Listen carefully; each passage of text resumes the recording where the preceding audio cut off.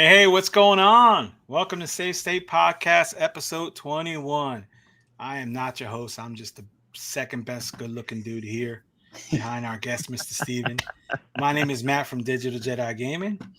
This week I am joined by Alex from Too Loud Tech, our buddy Jeeves, the Silicon Fox. Hey. And our guest this week is Mr. Stephen from Mr. Stephen's Retro Corner. How's everybody doing? Where'd our banners go? Fantastic as always. Okay. Everybody's fantastic as always. I don't know. Our banners are there. Fox logged in. Everything went to bad stuff. And then, like, whoa, what is that? I was trying to figure out where our banners went. Wait a minute. What is this? Tell Jedi Right, cooking black beans can wait. I don't cook no black beans.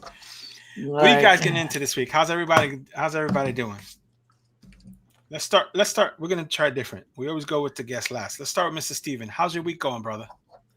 It's gone a lot better than last week. I was very ill last week, so I didn't get any videos out or anything. And this week's been interesting because it's just been news on top of news on top of news. And today, can't wait to talk about it. Because I do design as well and graphic design and things. I'm a content creator. That's my job. Right. And because I do that as well, something really special's happened in the design world today. There's a thing called Affinity, which is the only real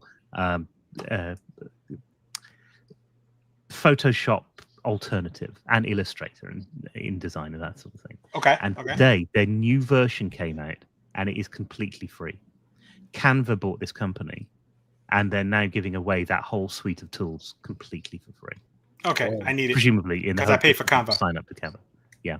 You've got it. You've got it with all the extra AI stuff in there as well. So yeah, it's very really. Exciting. Well, that's what the Ask Canva option is now. And everything you do. Maybe Canva I've not looked into Canva for a while. I've got a pro subscription because you can give people templates and things if you've got the pro subscription. So that's been useful. Okay, sweet, awesome. And I told you, if you talk Too loud and you're allergic to BS, it's gonna make you not feel good. You can listen and look it. Told you those BS allergies mess you up, man. Jeez, what are you into, man? You know it. Just been watching everybody have fun, getting their Thors. Been playing around with Odin 2 Pro a lot lately. And then also Trim UI Smart Pro. Where my Trim UI at? I just got it. So Make DIY sent mine to me. So thank you, Make DIY. I'm going to be reviewing this pretty soon. I'm liking it so far. It's the only one of the Trim UIs I haven't got. I've got the hammer and I've got the brick. I have not. Yeah. So how many Trim UIs do they have? I know there's this one. There's the brick, right? And then there's two. Oh no, there's three. Four needs its hammer. Oh my gosh! Ooh, pretty good. That was really good. I do dig it. That was really good. So there's four, right? Trim UIS, the Trim UI Smart, the Trim UI Smart Pro, and then the Trim UI Brick, right? And then the Brick Hammer, if you count. Yeah, so 4 or 5. Well, no, it's the same device. I don't consider that a separate device. It's just the same device. Yeah, I've got Surwish on mine. I love Surwish a lot. It's like I stand by it. The best custom firmware you can really get. I feel like it is. So it's great. I was very lucky because the hammer was so late and because I'd written to NXT and I made a video about them and I sent the video to them. Because it wasn't just a complaining video. It had some really good, useful things that they could do, which they are doing. And I'm really pleased that they've sort of taken That's awesome. On. They actually sent me, as well as some of the other stuff that they've sent to other people as well, they sent me a copy of Surwish as well. And it's really bloody good. I wasn't expecting it is. That's what I've been saying. I mean, genuinely great. Because I've got Newly on the other one, and I can't really choose between the two. They're both really good operating systems. Yep. Surwish is really efficient too. Mm-hmm. Before we get to Too Loud, I have to ask, and the people listening, you think I could pull that off? This is really bloody good. Could I pull that off or no? Because you said it, and it just I'm like, I want to say that, man. I want to say this is bloody good. You can't say that swearing. It's just a thing because we just roll it into normal everyday conversation. So half the time we don't know we're doing it, and then it's just Yeah, you just have to get used to it when you're in England. Oh, good. That's called. They have a name for that, Jedi. It's called cultural appropriation. No, you No. can't do that. You just gotta commit. You gotta commit. You gotta commit to it. Oh my god! All right. That's awesome. Geez, don't be mad, but I don't like the StreamYard Smart Pro. I don't like Really, it's the clicks. It's the not having L3 R3. And the buttons are so small, and it's not real ergonomic. I know this is. I prefer the RGB 10X3 or the X55 or something like that. I know the Pocast, but I still prefer those guys. I think. I don't know. So it's just the form factor you don't like about it? Well, and the buttons and the D-pad and the shell. Green. And the charging port. Yeah, and the charging port. I like the screen. And all those the speakers games are weird. It's bloody awful. Yeah, it's bloody the awful. motherboard they awful. use, like it's just everything. It's everything. The box comes in. It's bloody awful. I've never had it. I don't think I ever will because now I have to buy things for the channel. I can't buy stuff I want except for when it's really expensive. So that's why you're gonna have a bunch of stuff. Too loud. What are you doing, man? What are you getting into this week? Did we lose him? No, I'll just kidding. No, dude. So I'm keeping my cup out of frame because I forgot my cool cup today, and I got a regular styrofoam cup. Dude, what's wrong with you? I'm a little bit hurt because my Thor was supposed to be here before Jedi's, and now Jedi just keeps rubbing this Thor in my face. Messed up. I would not do that. But mine is gonna be here tomorrow. Is he going to be? It's such an exciting. Oh god, I had somebody. It must have been so disappointing. Someone commented on one of my on the Thor video. It said that his had arrived and the D-pad had broken. One of those things. I hope Jedi's D-pad breaks. I hope. I hope his D-pad breaks. I hope he's like in the middle of like a great run on whatever game he wants, and then like all of a sudden he's just stuck going left. Like, dude. You're a villain. You're a super villain, dude. Besides that, I've been kind of in the same boat as you, Mr. Stephen. My allergies have been kicking my butt, man. It's been really hard to produce content. I've been working on the same video for 3 days. Unfortunately, I don't know. I'm gonna try through editing to get it the way that I want it, at least presentable. I don't like releasing content that is not where I want it to be. It may end up getting scrapped, to be fair. And it sucks because I'm not gonna have the device anymore after that. So I'm gonna try my best to save it, but I don't even know how it's happening right now. But generally, like while I'm recording the last couple of days, it's like the whole time I'm like trying to fight a sneeze, like trying to like stop myself. So it's just been rough. It's been rough. But besides that, I mean, allergies are one thing that, we can't really, it's not much we can do about it. I'm not a big like pill taker or anything like that. So I don't really like to take those allergy pills. I just try to go through the motions and get done with it. But other than that, man, really excited for all these androids coming out, these Thors, except for Jedi's. I'm really not happy about his. But everybody else's I'm super excited about. And you know what you should do? It'd be hilarious, really quick. Sidetrack.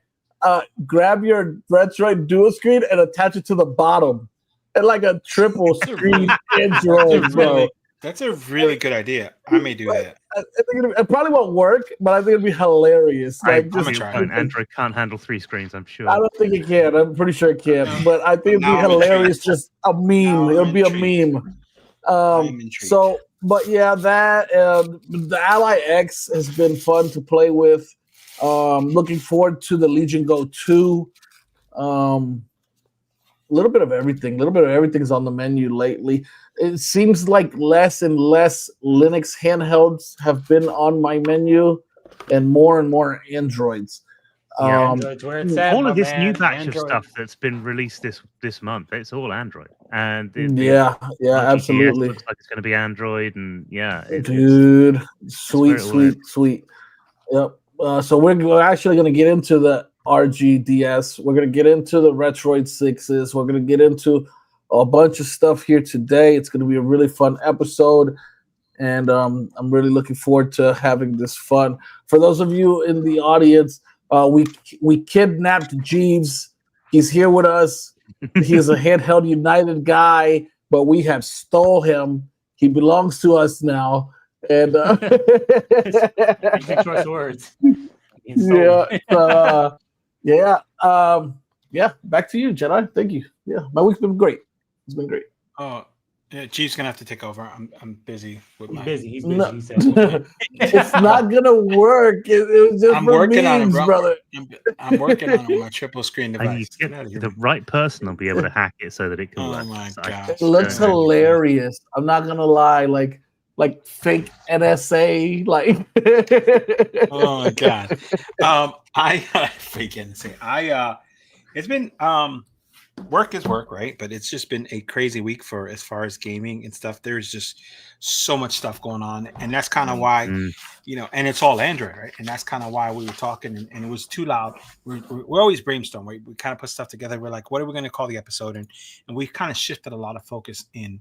We find that people seem to like it better when the focus of each episode is what's hot at that moment, that device or something like that, right? Because that's what we're all here. Most of us that are close knit, and this is because we love the tech, we love the fun, we love the impulse and stuff like that.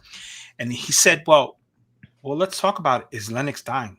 Because Android is on fire, right? Right now, one of the hottest things is the Xbox Ally X, but outside of that, we haven't really seen much in PC handhelds this year, but we've seen a ton of insane Android stuff, right? And so, if you guys are fans of Pal Kitty, where's Pal Kitty been? We haven't seen anything from Pal Kitty since March. There was a rumor going around that they're retransitioning, they're thinking about going back to Android and stuff, and it's all rumors, it's all speculation. But again, we're not seeing anything. So, the talk is, what's going on with Linux? Is Linux dying? Now, I know the Steam bros are going to jump all over me. The Steam Deck bros are going to jump all over me and say, Linux is not dying. But I'm thinking like smaller Linux. Yeah, we're not really talking Steam Deck. Like that's a different. That's x86 anyway. That's a whole nother league of its own. Yeah. So I guess first things first. Like my question to you guys, with all that being in mind, what do you have a favorite Linux device? Do each of you have a favorite Linux device? Jeeves, do you have a favorite Linux device? I think I know what it is. But we talk about like Linux in general, or are we talking about x86 Linux, or just no Linux in general and Linux handhelds? Yeah, just a Linux retro handheld. Okay, if it's Linux retro handhelds, my favorite probably right now is still the Miu Flip. I love that thing to bits, especially since it's running Surwish. Very efficient, sips power. It has S3 sleep, which a lot of handhelds don't have S3 sleep for some reason. So the chipset's great. I love it. That's my favorite Linux. Wait. The Miu Flip has S3 sleep function? Yes, it does. I always turn mine off, so I wouldn't know. I never got the opportunity to. I'm like you. I don't use sleep very much. I'll finish now. Bro, dude, I can't tell you, bro. It's amazing just to be able to. You're playing, come back 4 days later, open it up, and it just resumes, bro. It's great. Amazing. Only is a noob. He doesn't know really anything about Linux or gaming or anything like that. Don't worry about it. It's all right. Hey, remind me again. Where's your Miu Flip, Jedi? Anyway, we're moving on. We're moving. Jerk. On. Oh, hey, buddy. You had technical difficulties? So, Mr. Stephen, what's your favorite Linux? Do you have any? Well, funnily enough, it's not a million miles away from the Miu Flip, but it's another Flip device, and it's this one. It's the 34XX SP. Okay. And I I have, in fact, I've got Always there has to be this battle, right? Like an 35XX plus, MIU Game plus, Boy Advance MIU SP. flip, This everything flip. was the one I had at college, and it went. It's in bloody good condition as well, considering. But this went everywhere with me when I was at college. And that silver's legendary too. And it's the tribal version as well, which is just nice. so pretty. I love it. That's legit. Wait, that's legit. I thought that was like you messing around doodling. No. I've never That was a seen special that. edition. You haven't seen all on the inside. Mario, the thing Mario with the tribal tattoo. You haven't seen that? No, dude. I guess I missed it. I guess I missed that. Oh, dope! That's awesome. Yeah, I guess I missed that. And, wow. And this thing is like playing it. It's like playing it. But it does everything. The screen is better. The experience is better. It's all sort of blown up and upscaled, and it's gorgeous. It's just absolutely perfect. And I know people complain about the little head bit, but honestly, it doesn't. When you're actually sat there playing it, you don't notice it. I didn't notice it. So interesting. Yeah. So, and I'm going to ask. I'm going to segue before we move on because I mean not segue, but you have me space cadet. What's your favorite GBA game? Oh God, that's difficult. I suppose honestly, I'd have to say it's Super Mario World. That's kind of the one that gets played the most.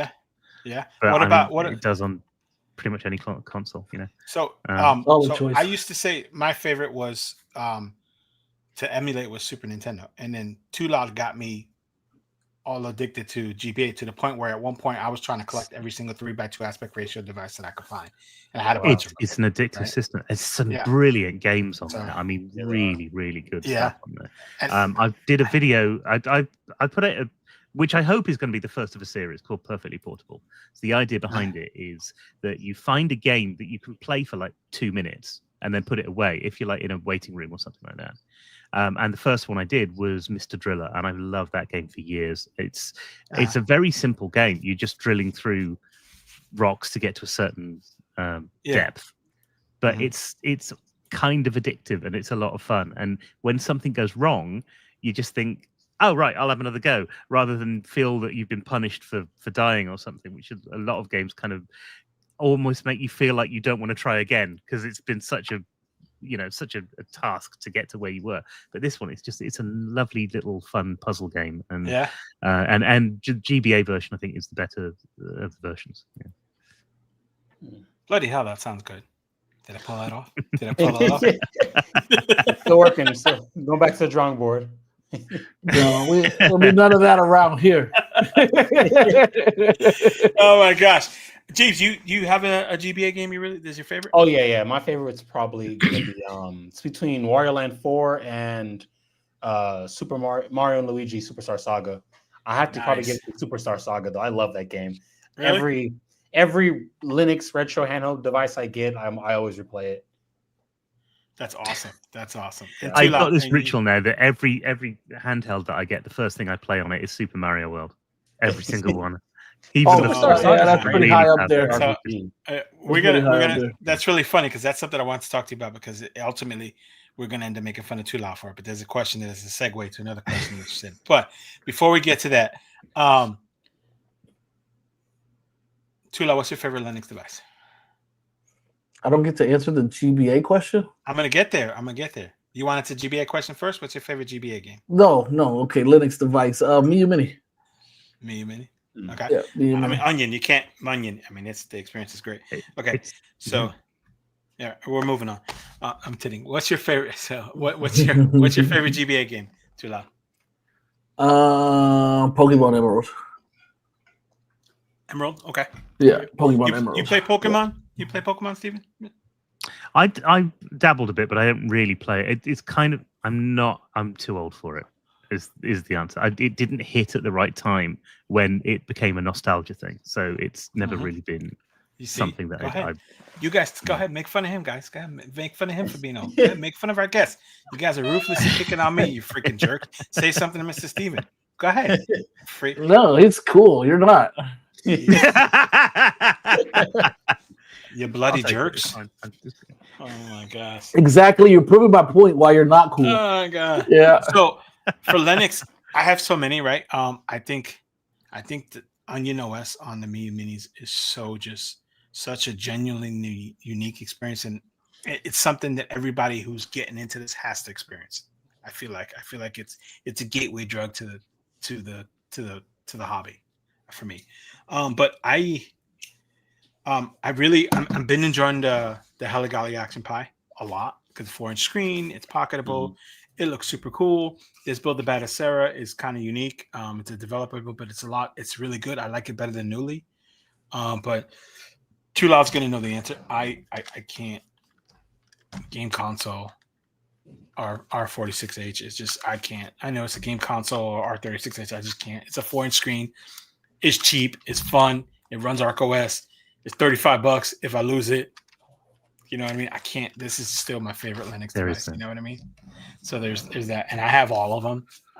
There's another one. I think actually, exact honorable mentions. If you're going to do that, really should go to this. Battle XP. It's just so cool. Fire. Yeah, Fire and I'm a horizontal, and I'm a vertical guy, so I get it, man. And actually, I'm not a vertical guy. The trigger's too loud every time I say I'm a vertical guy. But I'm so obsessed with these days. There's a new clone of this one that came out, and the only difference is that it's got the D-pad it's got the retro D-pad. Oh, I saw that. Yeah, it's got stacked shoulders, and it's $38. Yeah. So I might that's order good one of price. those. Yeah, I might order one of those. So it's the R36H Plus. R36 Hey, I want to Pro. address a question from the community, and Zom gets Gabe says, "Does anyone know if someone is going to work on Onion OS for the Miu Mini Flip so it can have lid closing sleep functionality?" I don't think, at least from my side with my co-host, I don't think that we know anything in particular about that specifically. I mean, as far as we know, the Onion OS is running on the Miu Flip. But and being that it is already running on there, maybe that would incentivize the team to go ahead and work on it a bit since it's already there and it's functional. They don't have to port it over or anything. So I would assume, hopefully, that they would. And if there's enough fanfare behind the device, you guys got to remember with the Miu Flip, the original Miu Flip, the bigger one that Jeeves likes. I also like that device too. There's a lot of hate on that device in the community, so it didn't get as big as it could have gotten. So, and if a device is not like widely accepted, it makes devs less, inclined to work on it, right? They're going to work on stuff that is highly popular. They're not going to waste their time on niche products. So I think as long as the Miu Flip takes off and it's loved by the community, I think sure at some point we should possibly see that. I cannot say for certain that is going to be the case, but I can say just from looking at it from the outside looking in, I would assume that they would work on it because I think it's going to be pretty great. Hope, right? I do hope. I ordered one. I got one inbound. I know my boy Jedi has one inbound. Did you guys order the Miu Flip, the minis? I can't. I run out of money. This month I've got the Mangmi Air X, the Pocket Air Mini, although we haven't paid for that yet, but and the Magic X 135. 35, yeah. Plus, I've really ordered wanted the that free one as well. So that's too much money for a month to spend on shit that I'm not going to play. You have an addiction there, buddy. You have a small addiction. Yes, you have an addiction, but you're more controlling than me because even when I know I hit the wall, I keep going. Like, I know, I've spent too much, and it's like, no, go. I also haven't made any money for about 3 months now as well, which is I'm launching a product the week after next, so hopefully that'll bring some more money in. But what happened? Mum's had a heart operation, so I'm taking a bit of time out to look after her to make sure that she's all right, and and that came to an end, and I started to put a product together and I've got it all up and running, but I sell through affiliates and the affiliates need about a month to notice before you actually release anything. So that month is up in 2 weeks' time and I'm hoping that they'll jump on board and sell it. Is it a product we can know about or it's called 100% free hosting. So for my job, I'm a content creator and I help other people who are in business make content that they need, which often means running into a lot of AI or something like that, because when I make content and I'm using proper tools to do it in Illustrator and in Photoshop or something like that. Most people can't do that stuff. Mm-hmm. And yet there's a whole community out there of people who are trying to start a business and trying to get better at what they do. And they don't have time to go and learn how to use Photoshop or to put a banner together for them, or to put a website together even. So I try and help them do that in whatever way I can, the easiest way possible. 100% free hosting is just a way to get people onto a platform that is completely free, that they will never have to pay for. That is, and it's not me who's hosting it. It's a massive company that does this, but not many people know about it.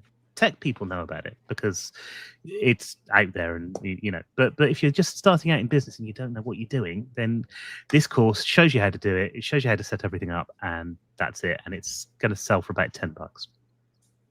That's awesome. Oh, nice. I instantly want it. I'm not gonna lie. You guys that know me. This is a good one. I've done a couple of things that have taken off because they're really helpful to people. That's what accessible I try and do. as well. It sounds like too. Hopefully, yeah, and in a way that websites aren't always accessible. And the next one I'm working on, I'm trying to figure out how to make a website with AI in such a way that it's easy for people to then update it as well. Because that's the big problem. You get AI to do something, but you don't know how it works. So how can you get something that then is easy to update and they can keep going and then use with the other products? And so they'll have to buy both products in order to use it properly. I dig that. So I look forward to it. I look forward to checking it out. Sounds pretty awesome. You guys sounds like right in our field of the things that we do. Right? It's kind of on the edge of it, yeah. Yeah, like my take on stuff okay, so you guys that know me, I'm not super technically savvy, right? So my tech support is Too Loud and Jeeves. That's my tech support, right? And I screwed some shit. They fixed it for me. A couple weeks ago, I was working on the thumbnail, and I turn around and there's 5 other creators on there. You suck at this. Hold on, we're gonna fix it for you, right? And it was the best thumbnail I ever had. And if somebody was like, "That thumbnail is amazing," I'm like, "Yep, I did that." It was great. So it was pretty funny though, actually, because it was I started. I was like, "Let me help you. I got time."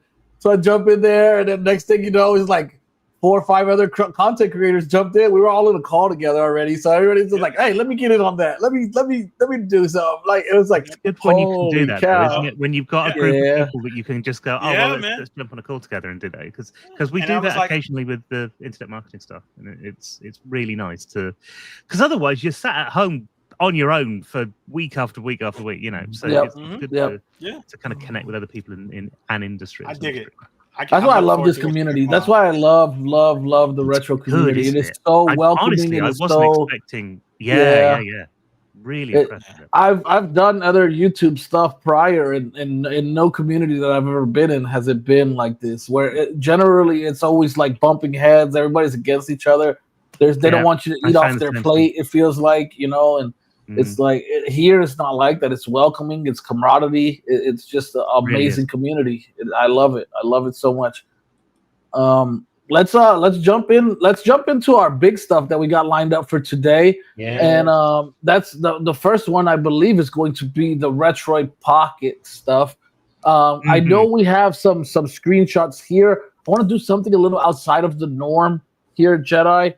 Can you pull up that video that they shared? The very first one with everything?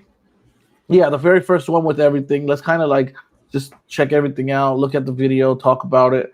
2 seconds. So yeah, no worries. So while he's getting that pulled up, how did you guys feel initially when you guys got the initial impression of the Retroid Pocket 6 and the G2? Were you guys excited? Were you guys kind of kind of meh, or what was your initial impressions? I think my first impression was, what the hell are they doing? And it sort of took a little sort of stepping back and looking at where are they and where are they in the market and why might that work, to kind of figure out, okay, there's a good reason why they've got these price points. There's a good reason why that they're going in with this. And actually, these devices are fantastic, because if you look at the I don't know what else to call it, because there's 2 versions of the Retro. Let's just call it the Max and the Base. So the Max version of the RP6 is... I think what we went with, and not saying this is correct, but what we went with is RP6 and the G2. No, but the RP6 has got 2 configurations as well, hasn't it? Yeah, it's got There's 8 the 8 and a gig 12. version and the 12 gig version. Yep. Oh, okay, yeah, you're right. You're right. As far as yes, RAM and memory. Yes, you're correct. So that 12 gig version is the same spec as the Thor for $80 less. And it's cheaper than anything Odin wise completely. It is. Yeah. So you cannot go wrong with that. If you want that sort of device at that sort of form factor, you cannot go wrong with the RP6. I agree. Agreed. Let's take a second here. Let's just check out this little initial impression, this initial view of the devices, and we'll continue our conversation here. Go ahead and play it there, Jedi. So there was a little bit of the marketing. You know, these companies, they always do it. It's kind of funny to me. We haven't got to it yet, but let's pause on these specs here on this G2. Would you, Jedi? So the G2 is basically what? It's basically an RP5 shell, you know, with RP5 screen, and we're getting that new chip, that G2 Gen 2, which we haven't got the opportunity. It's like an RP5 Plus, isn't it? It's basically. Pro. I've the been Retro Pocket 4 Pro, and I've been jokingly calling it the RP5 and a half. Yes, that's what it is. so yeah, that's basically what we got here. I was more excited for this than the RP6, only because I agree. I haven't got to try out the G2 Gen 2, and the G1 that came in the classic kind of surprised everybody with its performance. So I was like, hey, I wonder what this thing's capable of. That G3 Gen 3 that's in the Conquer, people are really impressed by as well. It's a really good line of chips. It seems like it. It does seem like it. Also, too, I feel like the G2 was getting better color variations. What were you gonna say, Jeeves? No, I was just adding on to that. G3 Gen 3, at least from my testing, is over 40% faster than the 8 Gen 2 itself. Yeah. Which sometimes you really can't feel that emulation, but native apps, bro, that is fast. So if the top end flagship is 40% faster than 8 Gen 2, how close is G2 Gen 2 going to be to what's in the Odin 2 Pro and the RP6? Right. I mean, I think it's we have no benchmarks officially. The 865 and the G2 Gen 2, but more towards the 82 Gen 2. I think it's more towards the 8 Gen 2 as well. Probably closer than people think. I was thinking that myself. Right. You know, because why use this chip when there's other chips in between them? Is what I was thinking, right? Like, and they would be much cheaper because they're older, like the 888, the Snapdragon 888, things like that. So I'm pretty sure this outperforms the 888. It is a battery hog.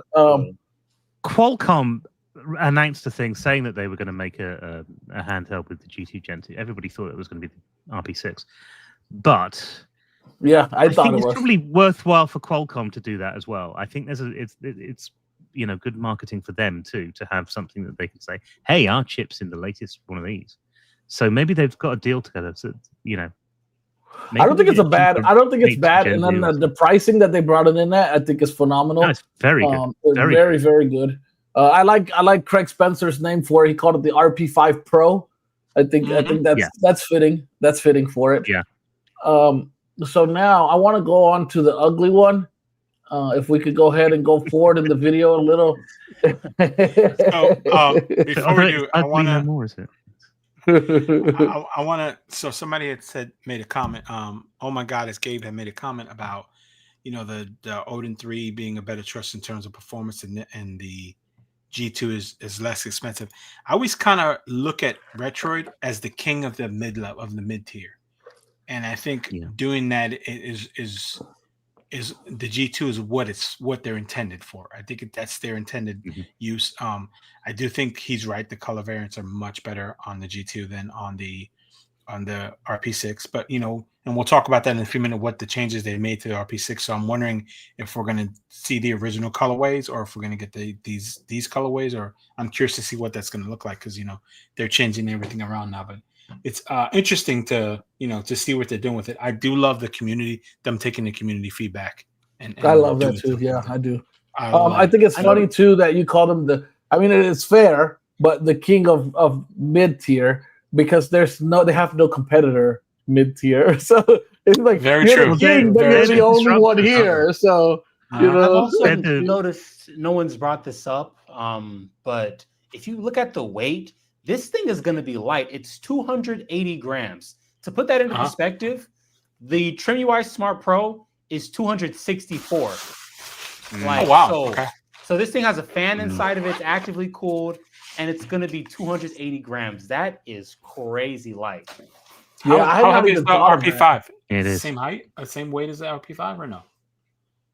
I think it should be around the same weight because I think it has the same battery. It's the same shell, same screen.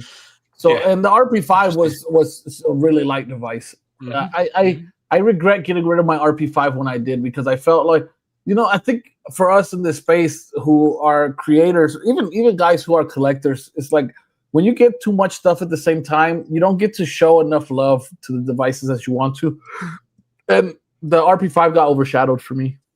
And so that kind of But, sucks. I mean, I went back to it, right? Because I got my RP5, You had it did. for a week, You and then did. my Portal showed up, so I sold my RP5, and then I felt like recently I I've gone kind of back got to experience it because of the flip, right? So I kind of got to Right. experience the 865 and the performance that it offered through the flip, and I was kind of blown away because I was not expecting the 865 to be as performant as it was, but it really did handle itself It's quite well. amazing. It's been super Yeah. amazing. I mean, people are like, "Oh, light switch." I mean, maybe it's just I prefer indie stuff, but I don't think there's anything I've thrown at the RP5 that it didn't do well on, except maybe Gradius 4 or Gradius 5 on PS2. That's the only game I think I played on it that it had a little bit of slowdown, and that's it, man. I mean, incredibly impressive. I'm looking forward to the G2. I'm really excited about it. Yeah, me too. So. All right, RP6. Oh, yep. I call this one the ugly one, the ugly duckling. I don't think I get to call it that anymore, though. Since that whole drama, man, that whole drama. Pause it. I thought this was hilarious. Like, you know how they do with their marketing, dude? It's like the most powerful Android handheld is here. Like, Snapdragon 8 Gen 2? Like, do they forget? They forget their big brother exists, and they just Elite. God. Retro Yeah, handheld, isn't it? They've got that's their get out of jail free card. So they Yeah, can say retro retro. handheld. Yeah, pretty slick. Yeah. So go ahead, man. I just thought that was pretty funny, and they put it all in caps locks. Most powerful.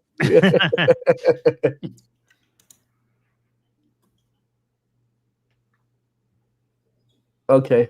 So my initial impressions when looking at this thing, and I wonder if you guys had felt the same thing, was it was an O2 Mini, an Odin 2 Mini, just uglier. And for me, I'm an Odin 2 Mini lover. I really enjoyed that device. I thought it was an excellent device. First of all, it had the PS Vita aesthetics. It had that mini OLED screen, the Snapdragon 8 Gen 2. I've put so many hours in on this device. I've played so many games, and I really, really enjoyed it.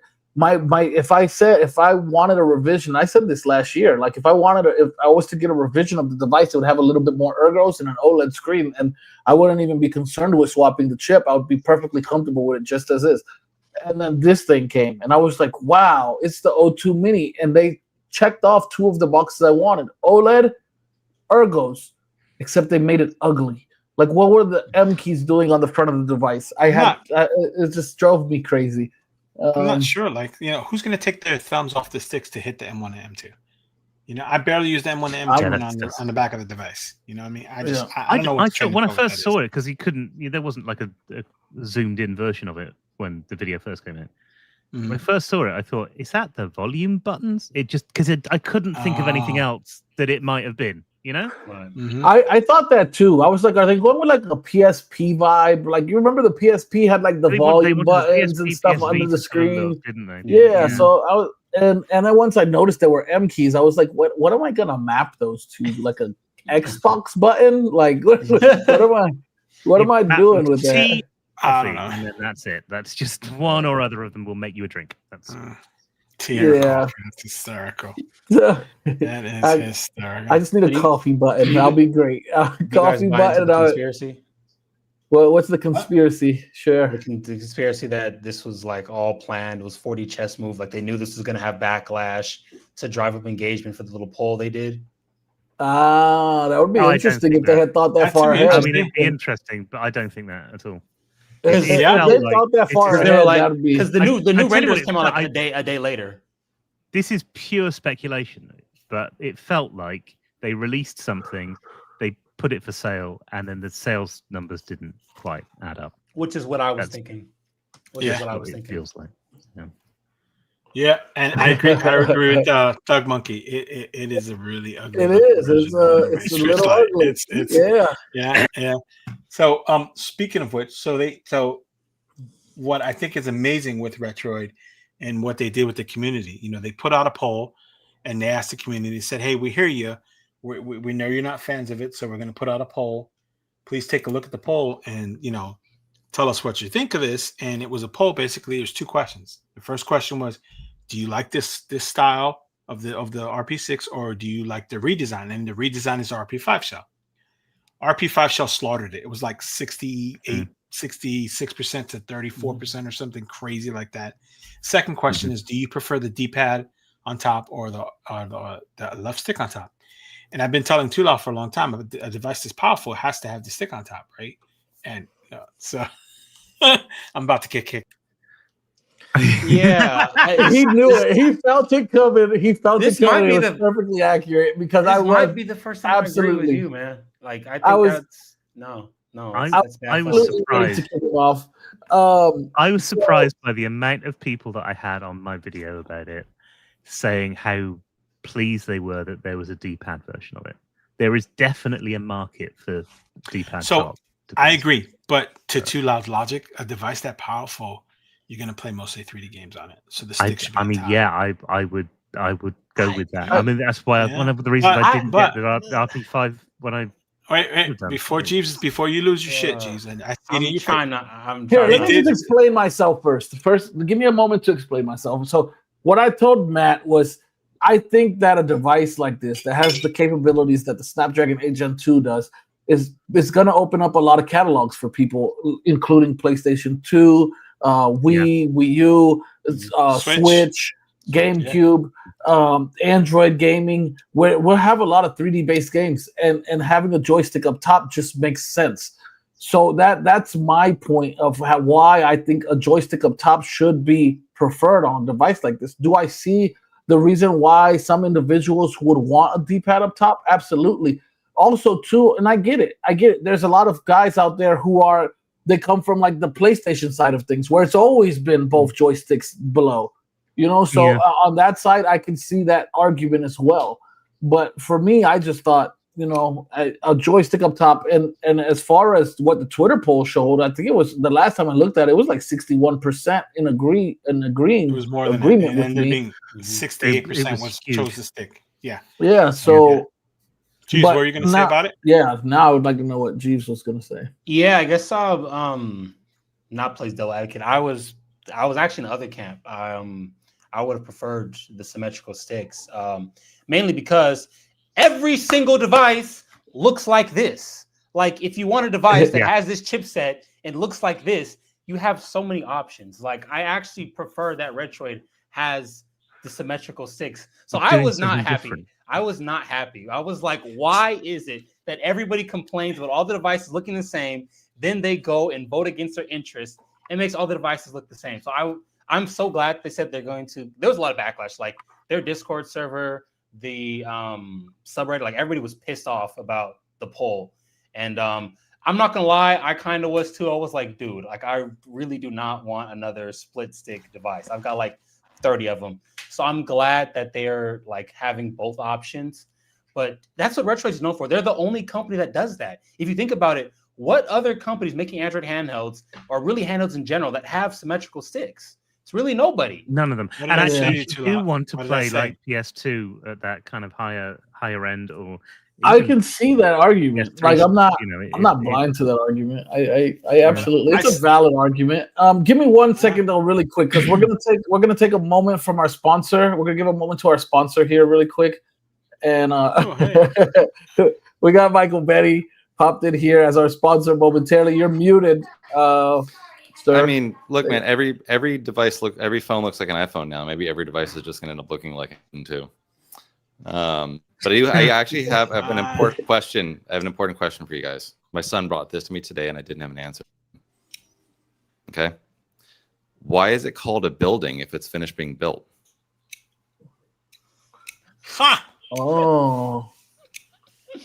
Okay, Your son's a wise sage. He's a very wise sage. Yes. He's one of those. He's one of those. Yeah, RP6. What an incredible saga. But I would like, truth be told, we called it the ugly one. But like, did anybody on this panel actually prefer the original design with the chin, like with the buttons on the chin? No. Because I've heard a lot of people upset at the existence of the pole, but it's mostly stick based and not like, hey, I love having a smaller screen to body ratio. No, you're right. You're right. And my take is a little similar to Jeeves in that when Tulad asked me why I prefer D-pad on top, I'm like, because it's a Retroid. It's just hot habit. Like I prefer all my Retroids have D-pad on top. Sure. But I do see the merit for having the stick on top. It makes sense. Tulad says it all the time.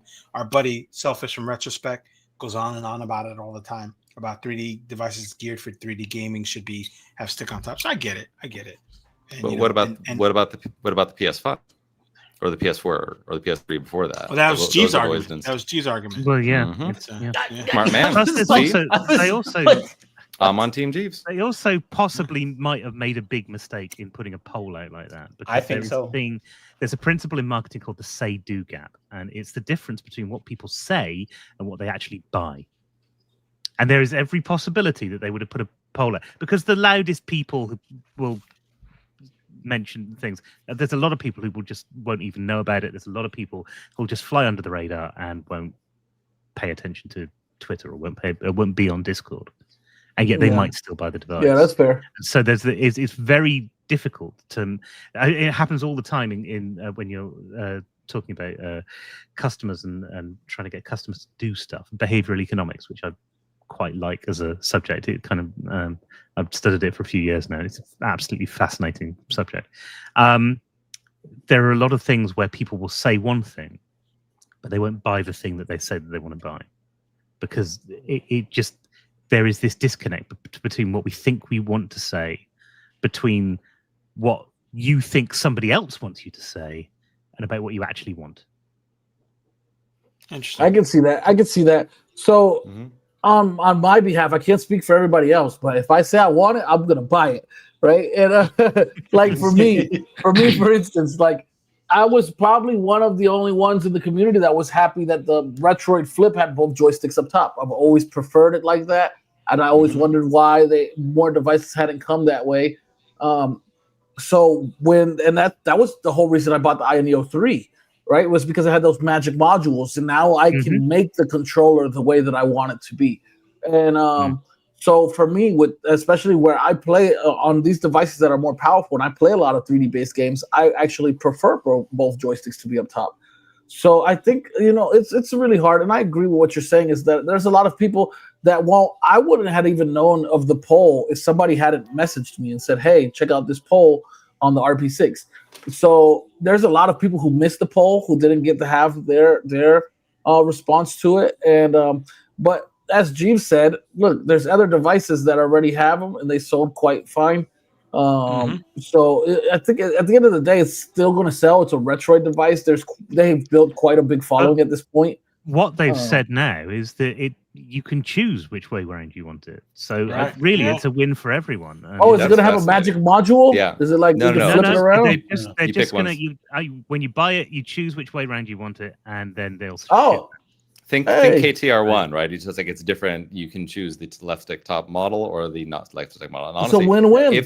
If they can pull that off, if they can pull that off, like yes, that's a win-win for everybody. Yeah. Right. Because then I agree. Yeah. A little confusing in the marketing here, though, is the 1080p at 60 FPS, 120 hertz. What?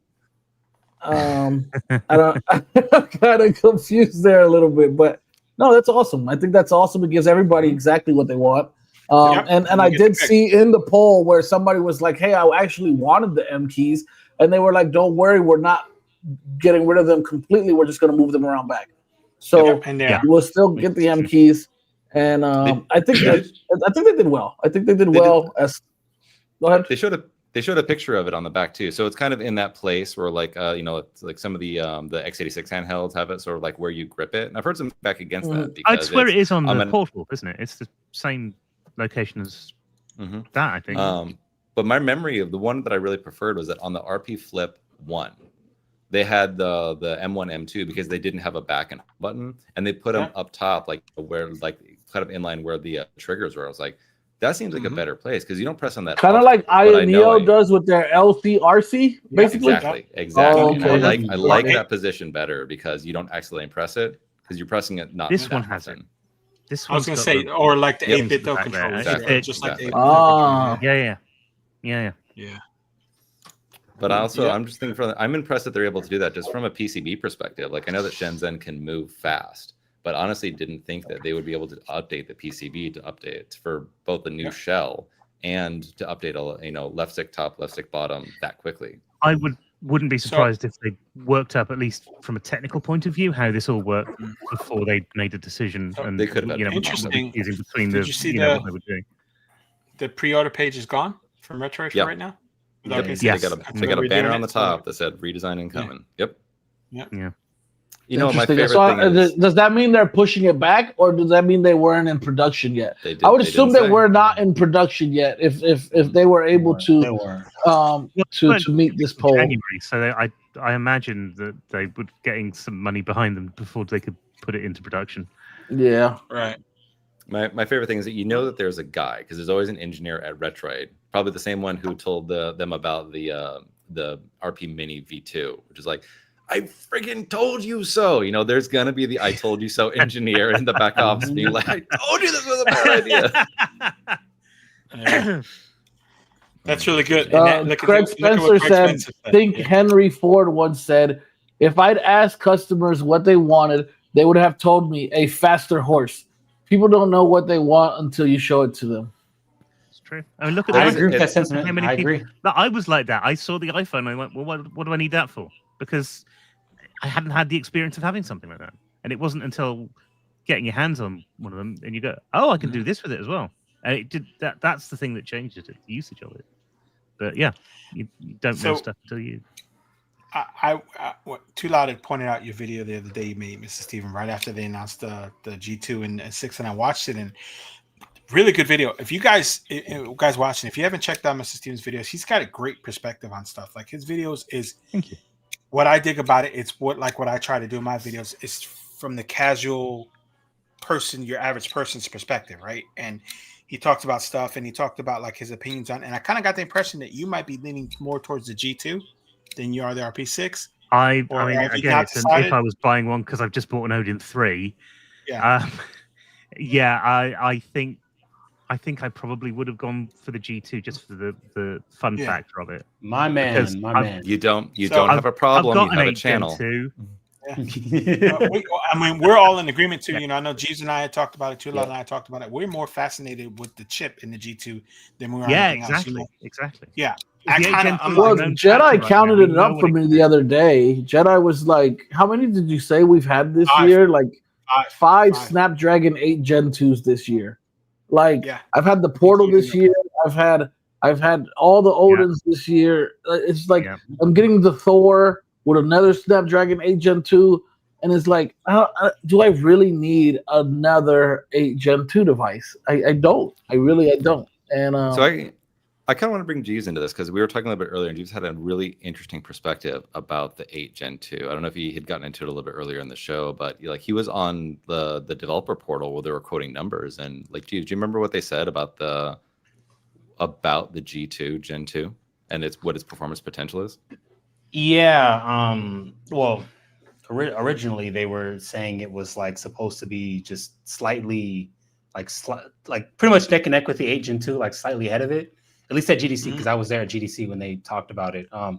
But I was telling him they've taken all that stuff down from Qualcomm's site, and I don't think anybody's caught this. And it's not on the Wayback Machine either. Everything is down. So all the numbers they had for the G series devices, they've completely removed. It's all gone. So what I think has happened is I think from the initial projections at GDC, Either it was some kind of technical snafu, something's happened. I think the G2 has changed from the delay they had in March, because those chips were supposed to launch in March. G3, Gen 3, G1, G2, they were all supposed to be out in March. Qualcomm delayed it. One ex-player told me. I talked to one ex-player because they told me, they said, hey, that's on Qualcomm. They delayed the launch. So I think they've done something with that lower SKU. I just want to know what they've done, because I've got the pre-numbers, but now I have to figure out what's happened, because they're not going to say it. We got to figure it out, you know? It's conspiracy. Maybe it's just deployed and move to 8 Gen 2. Maybe they said we have a lot of 8 Gen 2s. This space is hot for it. Maybe we're just going to push, keep pushing it as top dog in the mid-tier space. I don't think Qualcomm wants to, though. I think they have oversupply, but I really don't think Qualcomm wants to keep pushing a 3-year-old chip. The 8 Gen 2 came out, 8 Gen 2 came out in 2022. Hey, we're in 2025. Qualcomm's had several launches. You don't think they want them to buy 8 Elites, want them to buy G3 Gen 3s that are more expensive? That's a good point. That's a really good point. Think about it from software too. The G2. Oh, go ahead. No, I was going to say, well, the 8 Elite isn't a new chip, really, is it? I mean, it's not particularly well supported, but it's not a new chip because it's been in phone for a year or so now. Kimchi just released drivers, custom drivers for the Elite. Yes. Nice. Yes. Okay. Very cool. Nice. So very cool. I was going to say the 8 Gen 2 is going to support Android 15. The G2, the 8 Gen 2 is locked on Android 13, but the G2, the new chip, is up to Android 15. Just from a software perspective, Qualcomm would be incentivized to get the better supported platform out there. They would. And we were talking about this a bit earlier. Like in theory, Retroid is tight with Qualcomm because they released the G1 chip in the Retroid Classic, right? And then we sort of all assumed that this was going to be the RP6 when that announcement was made back in March. And so I'm wondering is this a potentially an obligation release with the GC? And then it's like, oh, well, we actually need a next gen competitor. Well, AYN is pretty good with the 8 Gen 2 from both the software perspective and whatever. What if we just talk to our friends down the street and leverage some of that so we can get product out quickly and nimbly? Like, I don't know if they could have pivoted this quickly on the design if they're working with a chip that they weren't already very familiar with. Right. I really think you're onto something. I know it's like conspiratorial, but it makes so much sense to me, especially if it was an obligatory release, because there's no way they would be able to pivot that fast. Like you said, if this was any other chipset, they just wouldn't have time to do it. But when you've got oversupply, when you've got nobody using the G2, you can do whatever you want. Because who's using the G2? Well, that's then the question. Which way round is it? Have they said, oh, we'll make something with an 8 Gen 2 in if we can have the G2 for this other thing? Or have they gone, oh, well, we'll use the G2 if you let us have some 8 Gen 2s as well? I think Qualcomm is obliging them to use the G2 because I promise you that 8 Gen 2, at least for a trade price, is probably dirt cheap for these companies 3 years out. I would imagine it's probably really cheap. So they're probably like, hey, just give us the 8 Gen 2. Qualcomm's like, hey, I know you want the 8 Gen 2. How about we cut you a little sweetheart deal? You take some of these G2s off our hand, right? So I know. I think it's outside of that space. Is that a lot of us for a while in this space have been assuming that AN and Retroid are together or sister companies under the same umbrella, and I think AN already had an overstock of Snapdragon 8 Gen 2s. So I think that that would make sense because when they first announced the first thought in my head was, why are they not using the G3 Gen 3? Yeah, I think they needed to get rid of some Snapdragon 8 Gen 2s. Yeah, and then so they got the Thor, and then they passed some down to the little brother, and now they can get rid of them on their end. Even from the Qualcomm announcement. Oh, good. No, that's why there's an 865 Thor as well too, which I think just blurs the line too much between the mid and I just oversupply. That one, yeah. I mean, they made a D11 Retroid Flip 2. Like who? Like is that really just slap this chip in something and get it out here, please? Like, did they actually release that, or has it just been sat there? Yeah, they did. They did release it. It was out there. I don't think anybody bought it. It's like when you give all your Halloween. I think Rob Retro Tech Dad bought one. I was going to say I think he bought one for science. I think he bought one for science. Cool. It's like giving all of your Halloween giveaway candy to the last kid when you want to go to bed. Just take it, because I want to say that I don't have any more candy. Like, just please go make it and go away. That's me. Last year, the last kid, when I was ready, he got a whole bag of candy. His mother. He's like, the bag wasn't even open. I'm here. Like, I'm ready to go to bed. Yeah. It's cold and I'm done. Every year, and then nobody turns up. Mm-hmm. And that's why I'm fat. Mm-hmm. I think though, at the end of the day, with the Retroid products, I think with what's going on, whether or not we want to believe into the conspiracies or not, I think it's a win for the customers at the end of the day. These are going to be two phenomenal products for the money. So I think regardless of what's going on in house as far as with the chips go, I think that we're winning. Us consumers, we're winning. I agree. So we got variety, price, performance. I don't think we can lose here. I mean, I think it's fascinating that G2 is shipping this quickly, right? It was like I got whiplash. Oh, yeah. I got whiplash when it went from announced like, and it's shipping tomorrow. I'm like, I've never I remember the Loki. You don't move this quickly. Yeah. In theory, shouldn't the 8 Gen 2 move quicker? I mean, it's an established chip. There must be thousands of them around. You would think that would be a faster thing to ship, but yep. Yeah, you would. But that's why we think it's obligatory. We think it's got to be obligatory. Like I think Qualcomm wants it out this year, and we'll know when we hear their next earnings call. That's how we'll know. If they say, "Look, our gaming division, our G series grew by 35.6%. We have these partners."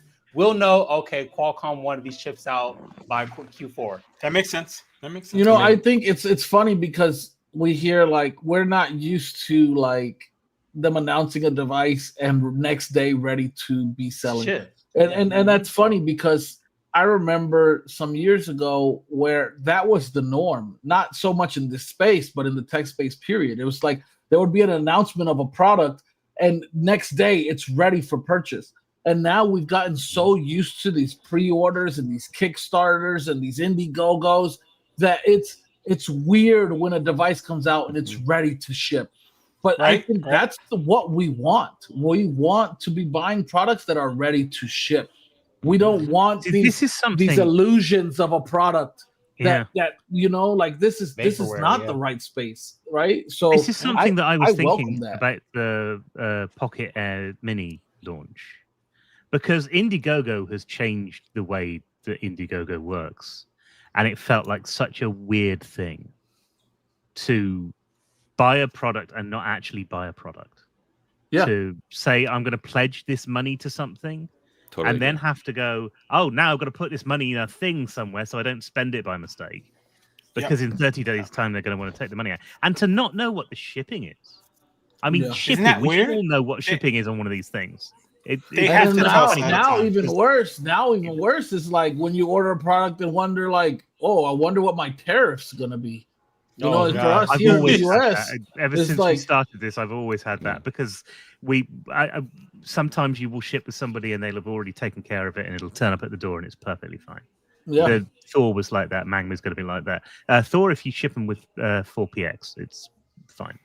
If you ship with DHL, they'll charge you extra on top straight away in the UK. And it's always been like that because we've always had this 20% VAT on stuff shipped in from the VAT tax. You guys haven't so much, and it's like because we don't have sales tax in the same way that you've got sales tax over there, because we have it, but it's automatically added onto the price that you see at checkout. So the price that's on the sticker that's what we pay. Whereas I know you guys, the price that you pay is the price plus whatever tax you've got in your state. So that's as jarring as it is for me to then have the extra tariff on top. It's going to be exactly the same for you the other way round when you've then got that on top of an import as well. Because like you said, we have the price, we have the initial price, then we have the tax add-on, then we have a potential tariff add-on. Plus so it's right now it's really made it uncomfortable. I was talking to Matt about this the other day. It used to be so fun in this space because we could just buy stuff and not be concerned. We'd go on out we're bored. Hey, let's go see what's on AliExpress for sale. Same, just go buy stuff, right? True. And Shamefully true. Yeah, and to where now it's we're bringing it back. Like, okay, let me just order what I need because I don't know what these people are going to charge me. I don't know what potential fees I'm going to face here. I think we'll get to a point where there's workaround. But somebody was saying that a lot of the Thors that have been delivered in the States are then going to retrospectively have tariffs added on by DHL.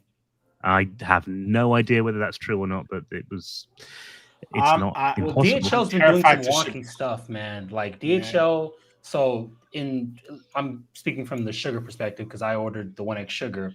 I ended up paying a $78 tariff on the sugar. Most of us in the States did, but there were a few in the States who had a $150 tariff that DHL could not explain. They just had, this is your tariff. It's $150.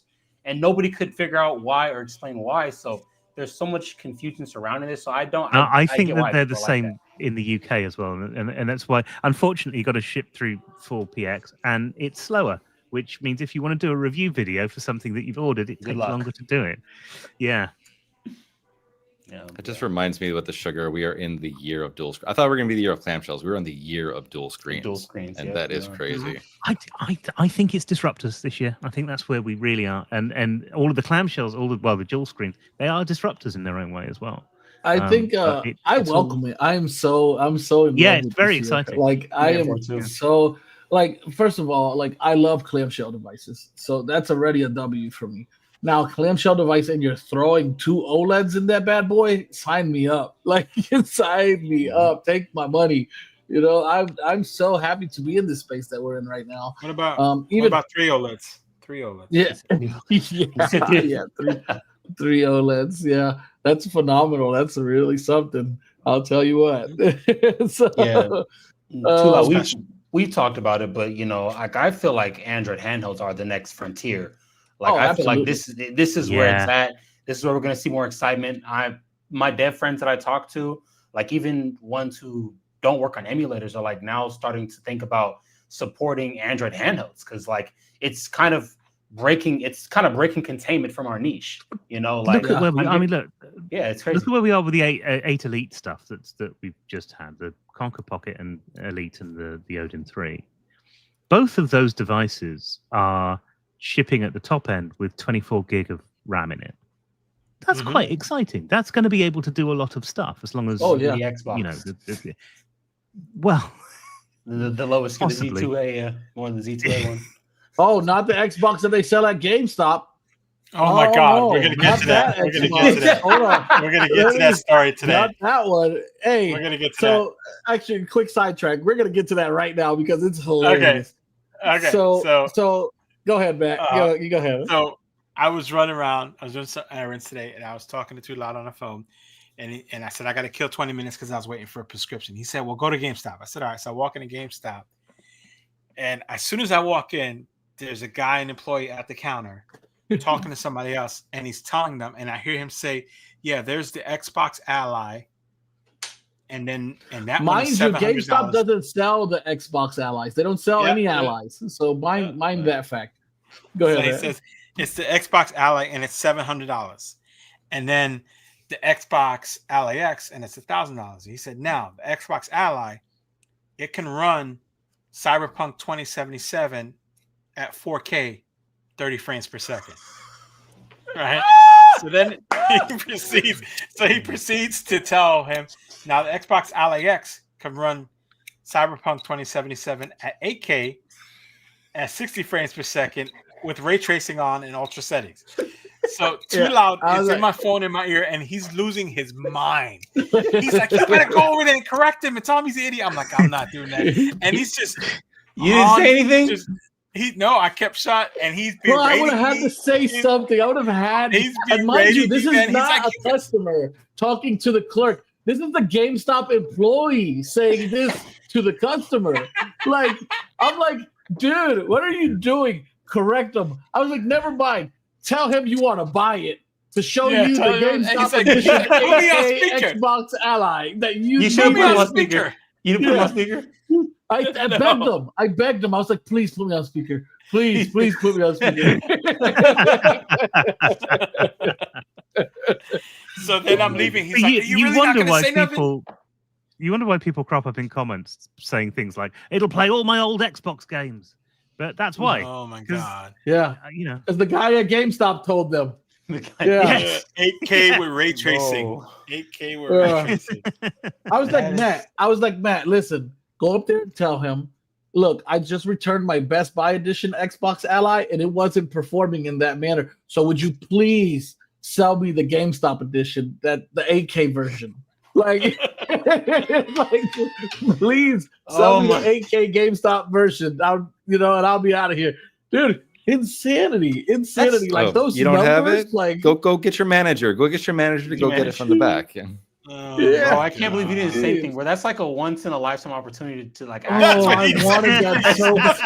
That never happens to me, bro. That's something that would never happen to me. Oh, geez, you don't understand. Like I was there. I'm like praying to him, Matt. Please go say something. Please put me on speakerphone. Please, I want to say something. Like you can't walk out of there and not say anything. Like, dude, you literally have videos of performance on your channel. This is the perfect time for you to just walk up and be like, you know what? I just reviewed that device, and you're absolutely correct. My channel's Digital Jedi Gaming. Go check it out on YouTube. You know, like, hey. Dude, I was like, man. God, I was like, how did you leave without saying? And he was like, shut up too loud. I'm not saying anything. Those be the imaginary scenarios in your mind that you think about. Like, oh yeah, if I was there, this is what I would say. This is what I would do. I pray for those moments, dude. I was like, bro, I'm about to jump in my truck and go to GameStop right now, and hopefully I find somebody talking about this. Like, guys, like, sir, can I help you? No, I'm good. You sure? You've been here for like 12 hours. What are you doing? Oh, I'm just waiting for you to say some stupid shit about the LIX. Bro, I'm just here like this, dude, like this, bro. Like, just please say something stupid. You're gonna be up all night in bed saying, "That's what I could have said. That's what I could have said." Damn it! Oh man, dude, man. So, really quick, Greg Spencer. First of all, he said that Trim UI Smart Pro S coming next month. He said Mech DIY has confirmed that this is shipping in November as they have stock on the way. It's an exciting time for Trim UI fans, and hopefully this will live up to the hype. I've not heard of the S. I heard of the S. I've heard of the Mini. I'm not familiar with the S, but if they've got an upgraded version, that would be exciting if they had an upgraded version. Go ahead. Ask to review that. What the heck? The Mini, I was looking forward to because I thought it would be really cool, cute little device. I wonder if that's the same device. If that's the same device. Hopefully, I mean that's really cool. I'm not a Trim UI Smart Pro person, but I will say I can respect the amount of people who love that device. Like that thing has an exceptional following, and it was just announced the other day. Hey, okay. Hey Jedi, it survived longer than the Powkiddy RGB Max 3. Hey, watch your mouth, Michael. You're about to be kicked out of here. What'd you say, Michael? What'd you say, buddy? What'd you say, jerk? What happened? Hey, Matt, check the private chat on the side. So anyways, really quick, I just want to mention something because I know people are probably in here and they keep seeing me chewing. My wife sent me with this big ass bag of beef jerky, and if nobody takes it away from me, it's getting eaten. And so I keep muting out and having me a little piece of beef jerky. I hope I'm not disrupting anybody, but I just wanted to make mention. You know, it's not my fault. I blame my wife. Your kids just heard you say that, so it's definitely going to get eaten. Oh my god! No, I had to give them pieces on my way out the door. Like here. While we're talking about Android and DS screens and too loud, you should have bought one of these too loud. This thing is amazing. So carrying on with the show, show them yours, Steven. Show them. See, you're doing that on purpose because you know I won't kick Steven. You know I won't kick Steven. I will kick you out. Yeah, I will. Let's see. I'm actually more interested in Steven's than yours because Steven got the one I wanted to get. Like, hey, Clef, if you're here in the chat lurking, I just want to say you're a super villain, sir. I hate you. You set us all up. You're a jerk. What I really like about this, more than anything else, which is great, is that how you can have ESDE on the top and then your normal things on the bottom. So you've got a choice of whether or not you want to navigate using games or using the thing down there. It's really nice. Man, this is going to sound like blasphemy, but I'm actually not really a fan of front ends at all. I actually just I can see why, apps. Because the more that I'm using sort of I'm higher with end you, brother. emulation, I'm with you, Jeeves. I feel like it's faster just to go find the app I want on the home screen. I'm with you, Jeeves. I like pretty pictures, so it's sort of right. How much? Actually, ESDE, and I recognize it just from that quick glance. Iconic theme. That's my favorite theme. I said that's the one you're using. It's a really nice theme, actually. That's my favorite one. Who does Jeeves sound like, Jedi? Who does Jeeves sound like? No English. Yeah, it's me. It's me. Jeeves, yeah. I'm like that, dude. I don't care about front ends. I like to have. I use a wallpaper engine, and I feel like having that it just takes up my wallpaper. It takes over. Bro. I don't get to have that beautiful front end. ESDE, beautiful wallpaper. The thing is, I like playing retro games. A lot of the time, PS1 and beyond feels a little bit too new for me. So you're then stuck with RetroArch, which is a bugger to then load cores and load games into, rather than having a front end to do it for you. So that's why I like setting them up. But definitely, if you're going to play Switch games and if you're going to play, the PlayStation 2 and above, you don't need them because the interfaces are good enough to just do it automatically. So, no, sir. No, sir. If you're going to do it, you might as well do it. I don't want you to assume my console of choice. All right. My favorite console to emulate is GBA. So that's my I go to all the time. I actually don't emulate that much PS2. That was a brilliant console, and you look at Nintendo from sort of the early 2000s onwards, and really it's the handheld consoles that they had that kept the place going. In fact, definitely when the Wii and Wii U didn't do as well, the DS and 3DS were absolutely the reason why they rock stars, dude. Rock stars, absolute rock stars, man. And it meant those systems got such rich catalogs as well. Yeah, exactly. Yes, great catalogs. And that's why they were kind of weak during the GameCube era too. They're kind of weak during the GameCube era, like in terms of the sales for the consoles. But like the DS, that was money in the bank. DS, the 3DS, fantastic design. Why they kept releasing them was because they needed more money, so they released a different version of the console. That's why sales wise, but that was like the best generation games wise. I gotta stop. I got to stop you here because Jeeves is about to blow up on Michael for saying that the GameCube wasn't good. So no, fantastic console. I'm talking just he's talking sales wise, pure money, pure sales. No, that's all. Hey, see the fear in his eyes. See the fear in his eyes. See the fear in his eyes. Yeah. So the games had lower resolution because the discs were smaller. That's just logic, right? What? No, Jeez, man. Oh no, Michael, don't do this. Michael. Oh no. Let's not go there, man. You want to talk cross-platform technicality, bro? You put most third-party GameCube games versus PS2. The PS2 is getting dog walked every time, bro. Like what? Like no. There was less memory. There was less memory on the PlayStation 2, especially for like the. And I love the PS2 library, man. It's got my Persona games. Like I like Black. It's got some of my favorite games, but GameCube was just. That's what. There's nearly 3,000 games on the PS2. Yeah. And ridiculous. Still releasing homebrew ones overseas. Like releasing overseas, bro. They're releasing actual retail homebrew games for PS2 still. Wild, man. Wow. Look, I think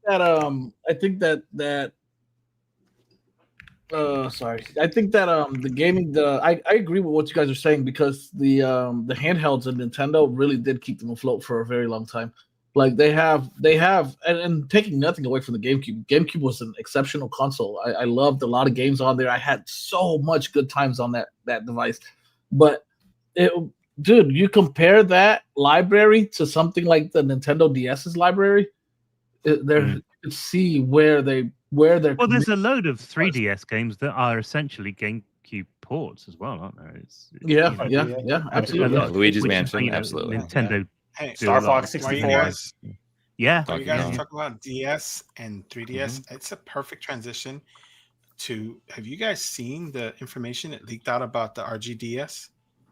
The Amberneck RGDS. Everybody in the grandma's seen that. Look, I wanted to segue into that, but before we do that, I wanted to do QOTD. There we go.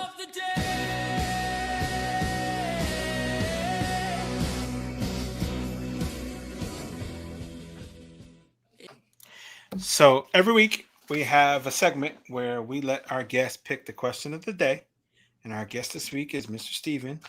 And before Mr. Stephen tells us question of the day, he's going to blow everybody's mind.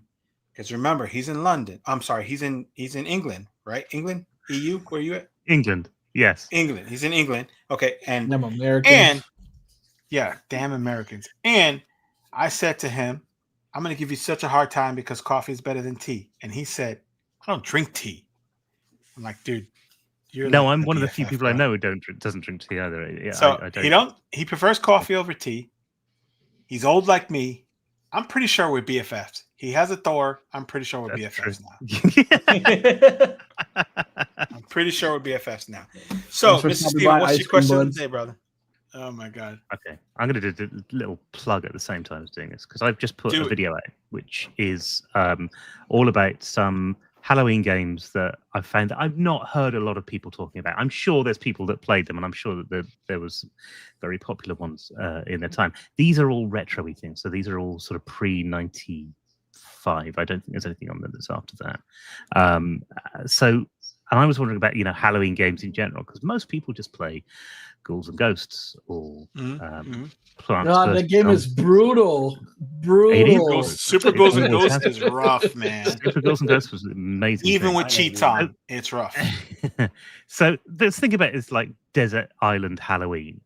If you had to pick one game, one Halloween game that you could play this season, what would it be? Who wants to go first? Oh, that's a good one. I'll Not go. me. So this is for me. This is the Eternal game. It's Friday the 13th on the NES because I can't beat it. Oh my God. It's too hard. I forgot It's too about that hard. game, No, dude. it is too hard. And the thing which broke my heart as a child playing it is that if you didn't actually see any like gore, but there is a meter in like the top corner which says like number Right. of children, and then the meter goes down. I'm like, no, I just Yeah, let that poor kid die. Yeah, That's it. That's the because it's too hard. It is survival horror at its best because it's too hard. You forgot gotta about die. There's all these So kids good. talking about Dark Souls. They have no idea. Oh no, that was Yeah. awesome. You remember, and you would just run around, and then if Jason Voorhees showed up in a room, you were done. That's it. You had no chance. jump scare. Yeah, And- you were just yeah, so good, man. Coming from a game where I'm it's like gonna 3 be- hits on an enemy and you're done. Jason shows up. It's Yeah. like, I am legitimately scared at this pixelated little man. Yeah, that's funny. I'm very unoriginal. Still for me, it's Resident Evil. The Resident Evil games, any one of them, even I actually liked Resident Evil 2 better than Resident Evil 1. Resident Evil 2 was the one with the 2 discs where you finished the I think a lot of campaign. people did. I don't think Yeah, that's. and then you had Resident to switch to Evil 2 second is legendary, dude. Like, Yeah, that's- so Yeah. for me, it's probably Resident Evil 2. Yeah, know. absolutely. Yeah. Ooh. Okay. I liked actually though, to be fair, since you said Resident Evil 2, I also liked Resident Evil 3 Nemesis was really good too. Oh, Nemesis is fun. Yeah. Where he's walking around that big monster thing, and he just Oh, shows the up. first time did you see that big underappreciated. ogre, dude? Like, oh Mhm. man. Or like You kinda- right before the end when you fight him, and then you go in the room and it's the big shark that's there that you got to fight. Do you remember that? Oh yeah, that was a good game. That's a good call. Forgot about that. I might. Hey, Miss Steven, I think I'm gonna play that tonight on my Thor. Not a bad call. It's a good game. It's available. Yeah. Too loud. Oh, never mind. I hope when you fall asleep, it just freaking crushes you, just bonks you right in the face, dude. Not that heavy. I hope it gains 20 pounds before it does it. So who hasn't answered yet? Just Mr. Steven? G isn't too loud. I think we're ready. Oh, geez. Yeah. So, it's a very good question. But if I'm on an island horror game, I guess I'll kind of piggyback off of Mike. For me, it'd probably be Eternal Darkness. That's a game on GameCube. I actually have not been able to beat. I even tried to. Game. Even when I was in college, like as an adult, I was just too scared to get through it. So I think I'm a big weenie when it comes to horror. I don't play a lot of games. I get really scared. Almost pissed myself playing Alien Isolation. So I think Eternal Darkness It's one of is those the game games, that I though, have. isn't it? That's Eternal the Darkness. king of jump scares, I think. Oh, Alien Isolation was brutal, man. Like I'm still like in the beginning, of it. Dude, I'm gonna tell you the truth. I started playing Resident Evil Village at like 3 in the morning, and everybody was sleeping in my house. Hell no. Yeah, in the dark. I got my OLED screen right here. I got my OLED monitor, and I'm like, I got my headphones on, audio tweaked, and like everybody's sleeping. It's pitch black. I'm like, yes, perfect time. Resident Evil Village. I got like to the first little town, and like something ran over the top of it. I was like, doom, doom, doom, doom, doom, like blood started leaking. I was like, I'll play this tomorrow. It'd be like that. It'd be like that. Heck no, dude. Heck no, man. My 16-year-old is huge into VR, and he got, I think it was Village. He got it on VR through Steam VR, and then like an hour or two later, that's a good one, Gabe. That's a good one. Outlast is fun too. Yeah. Another one I haven't been able to complete. It's too scary for me. I can't finish it. I went back to check on him. And I'm like, "How's the game?" He's like, "No." I'm like, "What do you mean?" He's like, "Yeah, I already returned it and got the money back from Steam." He played for like 10 minutes. He's like, "No, I returned it." Yeah, he's doing it in VR. I can't imagine. Wow. Yeah. GG, are you talking about the NES Nightmare on Elm Street? Yeah, one was also. That was a good one. Yeah. One quick thing I want to say about Eternal Darkness, though, the thing which killed me about that game was like, yes, it was scary, but also Kojima is the king of messing with you in a game, and that was one of those non-Kojima games where I'm just like, I cannot believe that this game did this because it really messed with my head. Just to the classic BSOD and things like that. Like the way that it messed with you was like chef's kiss, perfect. Mm-hmm. That's awesome. Yeah, that game has crazy sound design too for the time. For me, I guess I would choose. I'll choose Manhunt 2. Yeah, Manhunt 2. Yeah, not the first one. I don't know. I'm kind of. I would Which is the PSP one? I'd go with either Manhunt. I like the Manhunt series. I liked both of them. Okay. The PSP one was Manhunt 1. Okay. That was the one that you got me playing. That game is creepy as shit. That game is creepy. I like that game. You got to be sneaky. You got the guy in your ear. You know, it's like it's a fun game. For those of you that aren't familiar, it's like you're an escaped psychiatric patient. And you're killing people with like sausage bags and cheese wires. Silence of the Lambs, and you play the bad guy. Yeah, it's very funny. It's an underused mechanic. The whole like you put the earpiece in and they're talking to you in your ear. That is a super scary thing, which I wish more games would utilize because it is. Yeah, seems like it's inexpensive to do, but man, it is so effective. Oh, it's good. It's good. It's like you have the director talking to you. Like, be careful, they're watching. Like, oh no! Like, it's a good game. Good game. So yeah, now has everybody answered? Matt, you got your everybody got the answer. Mr. Stephen has. Oh man, so sorry, dude. So sorry. You put out a whole video. Watch the video.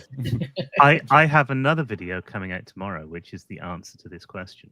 You're a machine. Oh, okay. Well, then you can't answer. You can't answer. No. I will tell you what it is because I only found out about it about 2 months ago. Okay. And it was released at Halloween last year, and it was the Rocky Horror Show video game. There's a Rocky Horror Show video game? Wait, what? That is exactly the reaction I had. I used to be in a Rocky Horror tribute act. It's on Switch. It's on PlayStation 5, I think. It's on Windows. It's on Steam. Oh, it's a modern game. It's a modern game. Well, no, it's a like a 8-bit, 16-bit. So it's a modern retro game. It's a throwback. It's a modern retro game. It's a throwback made by Freak Zone Games. Who? Oh, I see it. I see it. They also did some of the. I think they did Mr. Beast games or something like that. But the tunes in this, the chip tune music in it is brilliant. I mean, I could listen to it as an album. It's that good. And I must have heard the Time Warp now several thousand times just by going it. But I know these songs inside and out because I used to be in a Rocky Horror band. Oh, wow. Okay. I absolutely do know what these sound like and where, different bits of the music goes. And it's so good. It really is. And it's a basic platformer. If you were just going to use it as a platformer, you'd get a bit disappointed by it. But because it's the Rocky Horror thing, because you've got all that sort of nostalgia with it as well, you kind of want to play it, and you kind of want to load it up again and play another bit of it. Play it. And it's great. It's a really That's good awesome. game. Yeah, I'm gonna check it out. And it'll play on gonna download virtually anything because it's really small. It's only like Spoiler, So I have now- my Switch right here. I'll probably be Yeah. buying it after the show ends. Yeah. Awesome. it's worth it. It's cheap Because of you, my night's not done until I see pixelated Tim Curry in drag. Oh my gosh. Oh my Dude, God, that's awesome. Michael. I can't wait. That's good. Tomorrow, That is maybe good. about 3:00ish US time, if I can get it. I don't know what time it is over there now because our clocks have changed and yours haven't yet. So It's 9:00 p.m. completely right out of it. now. Oh, I'm Central Yeah. time, so Yeah. we're everywhere. Usually There's working one of us EST. East Coast, one of us Mhm. Midwest, one of us Right. West Coast. So Yeah. we're everywhere. Hey, Craig Well, Spencer, thank you for the super chat. Today is a fun stream. If I didn't know any better, I would think that you guys have known each other for years. Yeah, that's the good thing. That's the thing about friends and the people you're attracted to, right? Is like you. That's when you know like you're gonna have a good friendship because it's like you instantly feel like, man, I've known you forever. You know, I so think this Yeah. community in particular is maybe it's because we're all old. I don't know, but it Speak for doesn't feel yourself, like brother. other communities. No. Hey, So- I've come from making videos about Doctor Who where everybody's 12, so you know Oh. it's a completely different. Yeah. Really, that Yeah. fan base skews younger. Oh, very young. Yeah. I mean, there's a lot of people who started with New Who are now in their 20s, early 30s. Oh, that's they're like on the new 20 stuff. odd years ago. Yeah. Matt, you're famous for attacking a Didac with a lightsaber within what, like your second or third video? It was one of my early videos. I made a video where I was attacking. I have a Dyson. Oh, fan machine. yeah. It looks like a Didac. It looks just like a Didac. So I'm attacking you with a fan, and yeah, it's really good. That's funny. As far as what Craig was saying, a lot of us has known each other for years. You know, Mr. Stephen and I we're bloody mates, and you know we've been buds. Am I pulling it Please off or what, stop. bro? Please Am I stop. working? Dude. Hey, we're on the same Discord server, so that's a thing. That's true. So we're bloody mates, bro. I don't know if I'm even using it right. I'm offending No. everybody. No, actually, Bingo. now that you said that, I do want to give a quick shout out to the General Dweeb. I love you, General Dweeb. Man, Tech Dweeb is amazing. He's an awesome, Mhm. awesome content creator, and he has this little private group of creators that we all get to sit in there. I've been in that group for 2 years now. dang. And it's awesome. I just sit back there, I read people's stuff and see what they're doing. Everybody gives each other tips and tricks on what to work with videos. Tech Dweeb will stop in, also give little tips and tricks and things that he's working on. And it's awesome. It's a great community of creators, and it's very fun. It's nice to see what other people are working on. And it's very cool for Tech Dweeb to host something like that. And I really do appreciate having an asset like him in the community. That's very true. Because that's genuinely what he is. He is an absolute asset to this community.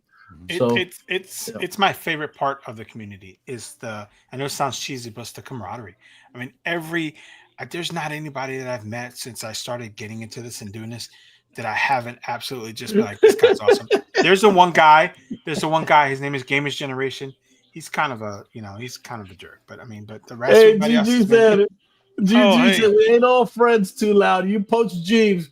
We only agreed to hand over the sugar. You're gonna hear it on the next Speedcast for sure. God. One thing I want to mention, we'll probably get into it later when we do like the what are you up to next. But Mr. Stephen, you stream on Twitch, and I think you were alluding to like, is that going to be one of your next Twitch stream games? It's Mondays and Tuesdays, I think, right? Mondays and Tuesdays, 7:30 in the UK on Mondays and 7:00 on the Tuesdays. No, I don't think it will be. I think people want to play Astroneer, so I think that's going to happen at some point. And RV There Yet has been. Hey, we're getting Dude, I ready was to get just into talking that about too. Yes, Yeah. dude. Yeah, we're doing actually- Peak at the moment, and actually we got a mod, so we've had 7 people Jedi loves in Peak. at the He same loves time, and it was was great fun. It was silly, but it was loves great it. fun. We And then our on friend Tuesdays, Ben we're from doing a thing Retro called Handhelds Roadcraft. has the same mod. Sorry, what? Sorry, go ahead. On Tuesdays, we're doing Roadcraft. Yeah. Roadcraft. Okay. Yeah. So I want to put us slightly back onto before we got into all these fun tangents. Wait We a were minute. talking about You don't the want to DS. talk about how your love for Peak, Jedi? Okay, so Oh. I'm not going to mention any names, but there's a guy that's let's just say he's not very loud. Jerkface convinced me to play Peak. We're playing this game Peak, and it's my first run through it. I'm having a blast with it, and I'm so excited because we're at the end. And Jerkface, not very loud, is talking about this dart gun through the whole game. And I'm like, what the hell is he talking about? So we're playing this game. We'll get to the very last level, and I'm like, I see the top, and I start climbing up the wall. And Jerkface, not too loud, shoots me in the ass with the dart gun. I fall off the wall, fall into the lava, and die. And then this jerk robs my corpse instead of revives me, takes all my crap, climbs off the wall, and leaves me there, and finishes the game. Well, we play the Pratt version of every game that we play. We're not particularly good at it, and it doesn't matter. And we have a lot of fun laughing at one another.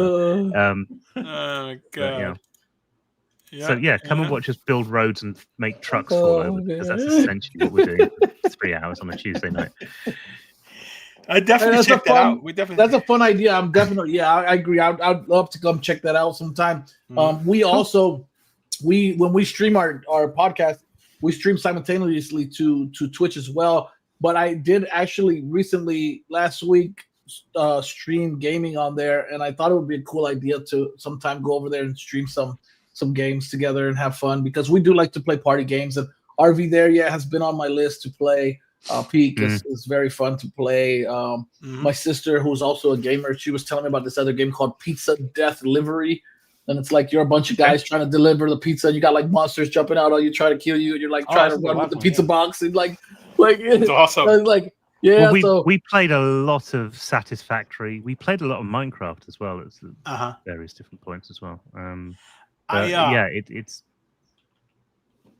go on. No, it's what it's. Jedi is the best looking guy here. Stuff. Let's move along, guys.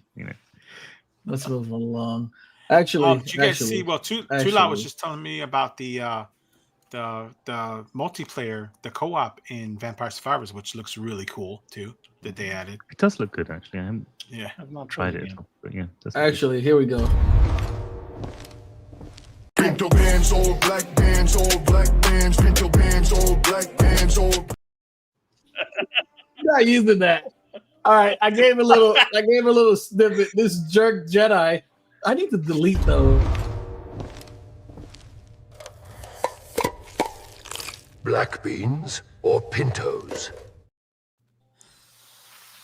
Dude, I can't with you, man. I can't with you. So every week we ask our guests to choose between black beans or pinto beans. You don't get an escape here, okay? One or the other. We have to know. I genuinely don't know what they are, because we don't have those in the UK. What? We have baked beans, and we're not allowed. Wait, I've never done this before to anybody before, but moving on without our guest. I'm trying to. If you want sautéed peas, the UK has got you covered for sure. Oh yeah, gosh. A lot of peas. How do we Wait, what the heck? Monkey out? That's a thing? Sautéed peas? Hell yeah, they serve it with the blandest bread you've ever eaten in your life. No, but I learned something. I learned something actually really, really important about the bread. Is that I visited the UK. I had sautéed peas and fish, and the bread was all starchy. And I was like, "Holy crap! Like, how starchy is this bread?" And then I realized something. That's actually the bread that we eat. That's actually proper bread. The bread in the United States is all cooked with like corn syrup and sugar and crap. It's like, oh wait, I realize I'm actually tasting proper bread. Yeah. Wow. So, what do they make the baked beans out of? What do they make the haricot beans? I don't even know what that is. Right. Is that from another planet? What is that? No, I mean they may very well be a crossover between bean naming conventions. I have absolutely no idea. What are they called again? I'm not that into beans enough. Haricot beans. What are they called? Haricot. Okay. Google says haricot beans are another name for pinto beans because black beans suck ass. That's what Google says. Oh, hell no. Hell no. No. I think, let me check my Google. Hold on 1 second. So, is there any Latinx or Mexican or any kind of food restaurants in the UK? I possibly just glossed over them when I visited. Huh? You have Taco Hell. Okay, yeah, no, that doesn't count. That is the most Americanized. Well. No, they just got it.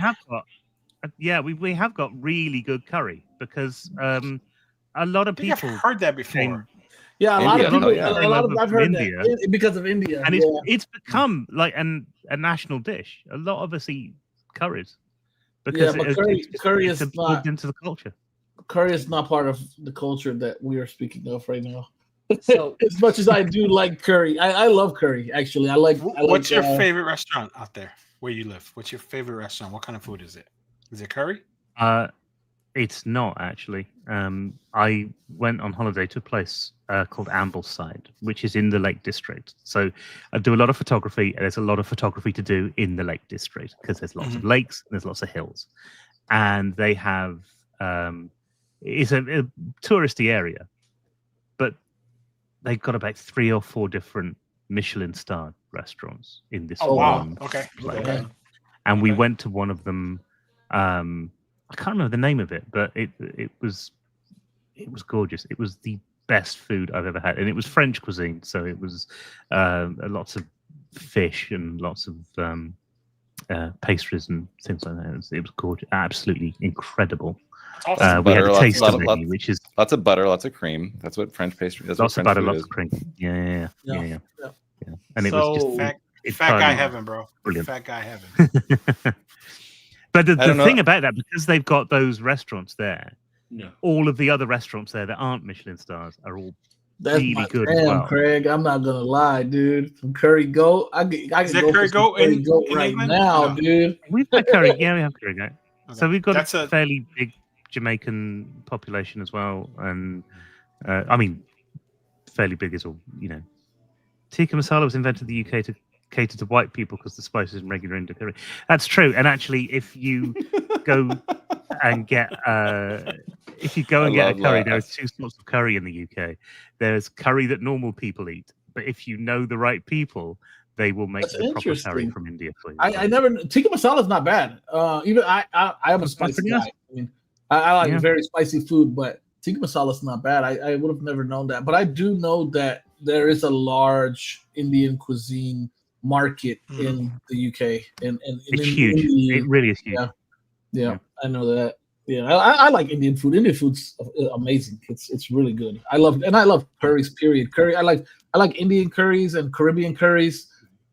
Man, they're all good. I like food. I'm a fat guy, so I like food. Yeah. Besides pinto beans suck ass. But everything else, I do quite like Mexican stuff, but I'm sure we don't get proper Mexican food over here. We get stuff that is called Mexican food over here, but I quite like it. yeah, that would be Matt's food. That would be Matt's food. You eat cheese, Mr. Stephen? Any curated Yeah, cheese you like cheese. Well, I live in Gloucester, where double Gloucester comes from. Okay, nice. so how do you feel about We're- Wensleydale? It's not a great place, but their cheese is pretty good. It's not a great thing. They got good cheese. I Well played. I've never been. That's but I a like very Wensleydale nice way to cheese. answer the I question. tell you what, some of the Yeah. because we have really good cheese in the UK. Lots of different varieties of it. yeah. Lots of different people making it in very small areas as well. Because I'm in the southwest of the country, which is where a lot of the farmland is. We get a lot of the cheese here. Just across the border in Wales, they have this cheese which I never pronounce the Welsh name of, but essentially it's called dragon cheese, and it's a cheddar base with whole grain mustard in. And it is absolutely gorgeous. And if you ever find this stuff, try it because it is just beautiful cheese. Yeah, I feel like I'll have to go to the UK because I've always wanted to have like proper Wensleydale, not just what we get imported here. And everybody says like it's to die for. I've known Americans who've come over here and just have got blown away by the cheese because all they've had is plastic. Our cheese doesn't fair. come in a can. That's the most important thing. But it's just to be clear, Jude, you're gonna go visit. You're gonna go visit the UK for the food. For the cheese. Okay. we have very good For the food. It's cheese. most people Very don't. specific. Very You just have specific. to know where to find it. Because that's Hey. all the memes I've seen about the cheese, about the food. So, we're getting pretty far into this here, and as much as I would love to make this a food podcast, it is very much a retro podcast. So getting back into it, and we've kind of moved so far away from our segue because we had the perfect segue at one moment. But let's get back into the RG. Talking I don't about remember what cheese, to what say. do you think of Amber, Nick? Yeah. What's your Really favorite is. Ambernick cheese? Yeah. I'm a big fan of the Ambernick Monterey Jack, actually. Yeah. Quite Never tasty, the quite tasty. Monterey Jack. So, man, what are your guys' thoughts on this thing? I myself am excited. I've seen some mixed results in the community. Some people having some kind of high expectations. Some people have had a what do you- meltdown today when they saw this stuff. So A lot because of they people have had a genuinely meltdown. thought it I would think- play Yeah, 3DS. I think Steven's take on it's really good. I think the original expectations, and I think Tulot said this too, were too high. This is a DS Yeah. device Oh, for fuck. under $100. Yeah. I'm a little worried about the screens though. announcement today. 640 by 480 on 4-inch screens Not doesn't integer, look is it? great. And then No, also not. it's not Hold on. it's not an integer scale with DS. It's like 2.5x instead of like a proper Isn't X. that the same resolution that's on the RG Arc on those 4-inch Yes, RG Arc yeah, screens? 640 by 480. Yeah. But the DS also didn't have a like 320 by 240 like original. It was another resolution. So I'm a little concerned that's either going to look stretched or the scaling is going to be weird. Yeah, It's going to be. think- It's an odd choice. I mean, it must be because they had the panels available, but it's an odd choice for a DS-centric device. yeah. to not I go thought with they it. were going to put When the they've done panels there, so well with the 34 XX. right, or something yeah, like that, or devices. the panels that were on the 406V and the 406H, the higher resolution 4-inch panels. I thought they Yeah. would have done a better job with that. Cost though. but- yeah. Yeah, again, and he right. That's what I I'm said. not That's what I said disappointed. too. I think the use One of the case, best $95 for a dedicated DS, amazing. One of the No, I best think things I've played DS on, cheap devices I've played DS on, is this thing. Oh, I The love that Zoo color. Retro Zoo 20V32. It's a gorgeous little unit.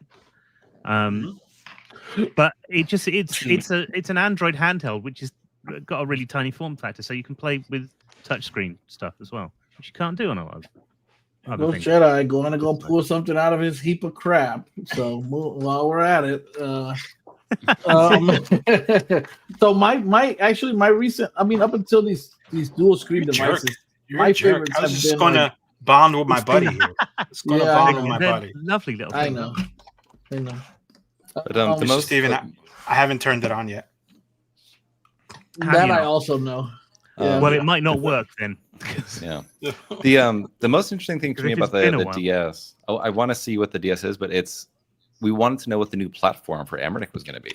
Like, I think the assumption was maybe they're taking a bet here, but we're talking about Rock Chip RK3568, not 3566, Interesting pick, 3568. Yeah, well, I mean, Interesting I need pick. to read more about the power level, but by the name and numbers, maybe it's very similar to the RK3566. Well, in which case, everything that I've read about it so far, and I must admit that it's only been a day and I haven't had that much time to do it. Everything I've read about it so far seems to suggest that it's in that same kind of level as the Mangmi Air X, as the Magic Telegalley X, Pie and that sort of thing. So we're looking at, again, we can stop saying everything PS1 and under and start saying everything under PS2. So it should do that. Although why you would want to play a lot of those systems on those particular screens, I'm not sure, and it might not make sense until you get it in your hands and try it. But we might see this as the platform moving forward. I think there was speculation that it was going to be the same chip that's in the Telegalley Pie right now, the all-winner A527. Like, that was going to be what they were going to replat around. And then we may see a reiteration of almost every one of the H700 form factors, because got to buy something new, right? The train's got to keep rolling. What do you call it? The revolving door just got to keep rolling. But they will fix Ambernick. all of the problems that they've made in the previous ones and then make new ones for the new ones so that they can sell something else later on. But according to agree. spec leak, this runs Android 14. And I know that they have a bunch of Android software, but it felt to me like they just poured so much energy into that Linux build on the H700s. I just sort of assumed they were going to replat that, right, on another Linux build for their lower-end handhelds. But I agree, But Craig. then they can't do that if they're making a DS-centric thing because they haven't got the touchscreen. Yep. I think Linux does have touchscreen support. I could be wrong, but I think the RK552. Right. Again, that device is a white whale though. Like that was very much an outlier. Yeah. Like that was a high-end Linux device. They could theoretically play PS2, built on Linux, but yeah, it was a weird one. It was not fantastically supported. Yeah. Well, let's see what happens. So, I'm excited for so it. what I want to say with it is potential. like, I think for the price point, I'm all in. I think that it is exactly what I wanted for a $100 dual screen device. NDS, as long as I can play the entire NDS catalog, I'm more than happy with that. I love the aesthetic of it. I love that they're keeping it true to form. Like it has the NDS vibe. It looks NDS. I love the color options that they went with. I think that we cannot ask for very much more at this price point. I think now if they had brought this in at $150, $200, yeah, like then we should have a bit higher expectation. Yeah. But at the price that it is, I think they knocked it out of the park. And I really won't know. This may be a hot take because maybe it's going to perform like crap. But being that it's Android and Android 14, I think this might be a winner for them. I think this really may. I would like to see what the actual price point is before sort of making your mind up on something like that, because every time I've ordered from Ambernick, they will add the fees, the tariffs, that sort of thing on at checkout. So and it's like $30, right? It's it's not. It's not. So that goes back to Too Loud's question. We're over that threshold of $100. Then is it not worth it? You know what I mean? I've hesitated. I balked at a couple devices because of that reason. The 34XX initially. That last one they released for, I can't remember what the number was. 476H. That's it. Yeah. I just recorded it. Bought it. I had it in the cart, and then I went, no, I could get an RP5 for that money, and that was before the price came down. So I just recorded a video and with tariffs on it doesn't make sense to me. Just the value proposition is just gone. If you go to Ambernick Direct on a good day on AliExpress, I was able to get that device for $120. And at that point, and I really want to get into this because I loved every single speech they have about like the disruptors, and I think the disruptors are super interesting at the close to $100 and below price point. But I really want to see Ambernick take the bull by the horns. There is a potential for disruptors in that $200 and below category, like that $150 category, like that little sweet spot. There's almost no players right now. Right? It is basically Ambernick, isn't it? And even then, that's sometimes their devices are shooting up over the $200 mark. With shipping and taxes. So if the sales continue on the 476H, like I am actually in love with that device now because of the price. Because I didn't get it at $200 because I got it like $80 below that. I think that's it. If you can get it cheap, then brilliant. I haven't seen it cheap yet, otherwise I might have actually got hold of one, because I love the idea of having a 4x3 device that can do that kind of stuff. Well, I don't think they're going to retreat to the T618 or the T620, but if they can get the pipeline going for the T620 at the $150 price point, I think there's a phenomenal suite of things that they could be releasing there, which Retroid, nobody's playing in that space. They would own it, and it's a hot space. So you know what? That's a good point. I'm still thinking about what Too Loud said earlier, and I have a question to pose to the panel. I've been kind of noticing this sentiment as these kind of devices come out, and a lot of people, wasn't just a small minority, but a lot were upset at the things that got leaked for this device. And I'm starting to think, does the community have an appetite for a bespoke device? Can they really be satisfied with a retro handle that only does one thing? Can you really only release a device like this that is only built to play DS games? Is that something that people actually want? Like they say they do, but if your device only has the power to play DS games, that's it. Will people actually respond well to that? Because it's starting to seem like people don't like bespoke devices. They want their device to do as many things as possible. I don't know how you guys feel I about think that, there is a market for it, but I'm not sure there's a market for it at under 100. I think there's a market for it around about 50. I love that question. Which is it's not capable at the. I don't think you'd be able to afford to put a unit together for that with two screens. I love that question. I think that I think when you break it down like that, it makes this niche even a smaller niche, right? Like because there's gonna be users like some of us who have a ton of handhelds and are totally cool with having a handheld per system, just because it gives you that nostalgia vibe and everything like that. Then there's those other groups of individuals who they're minimalist. They don't want to have a room full of handhelds. They don't want a closet of handhelds. They want 1, 2, or 3 devices, and that's it, right? They want like their small device, their pocketable. They want their medium device, and then they want their couch device. You know, and well, this goes back to what we were saying earlier about. I mean, I was talking about the 34X XSP. It was the perfect device for me because it played GameCube games. Sorry, played GBA games, and I wanted to play a lot of GBA games. But I didn't know that until I got one, and I probably wouldn't have delved into form factors and stuff if I hadn't got it. I know that sounds weird, but I only got that because it was foldable, and the Miu Flip had the hinge problem, and there was a lot of things that had to line up for me to make that leap. And every single customer is going to be like that, unless you're coming to the thing and you absolutely want one specific system to emulate, then everybody's going to go, oh, but I want to try this, and I want to try that, and I want to try this as well. But I don't know. This should play. So interesting. Stuff there. I get the question, right? Because I think it's a great question. I think it's very specific in that I looked over, I was thinking about it when Jeeves was asking that, and I said, and I'm thinking, how many bespoke devices do I have? I've had quite a few. I had a Street Fighter device in my RG Arc, right? Which I ended up selling because I felt guilty because I didn't play it because I had too many devices. I have my Super Wait, Nintendo I didn't even device, know you sold your RG Arc, dude. You love that. Because I didn't want you to know because I was afraid you were going to judge me. That's crazy. I have you loved it so much you had to sell it. That's Jedi's MO, dude. That's Jedi's MO. I love it so much. Who wants to buy this? I have my dedicated Super Nintendo device, which is my the RG353, which I have not sold. I'm looking. Hey, let that video run in the back, Jedi, while we're talking here. I stopped it because this thing looks freaking gorgeous to me. This color. That is the color I want.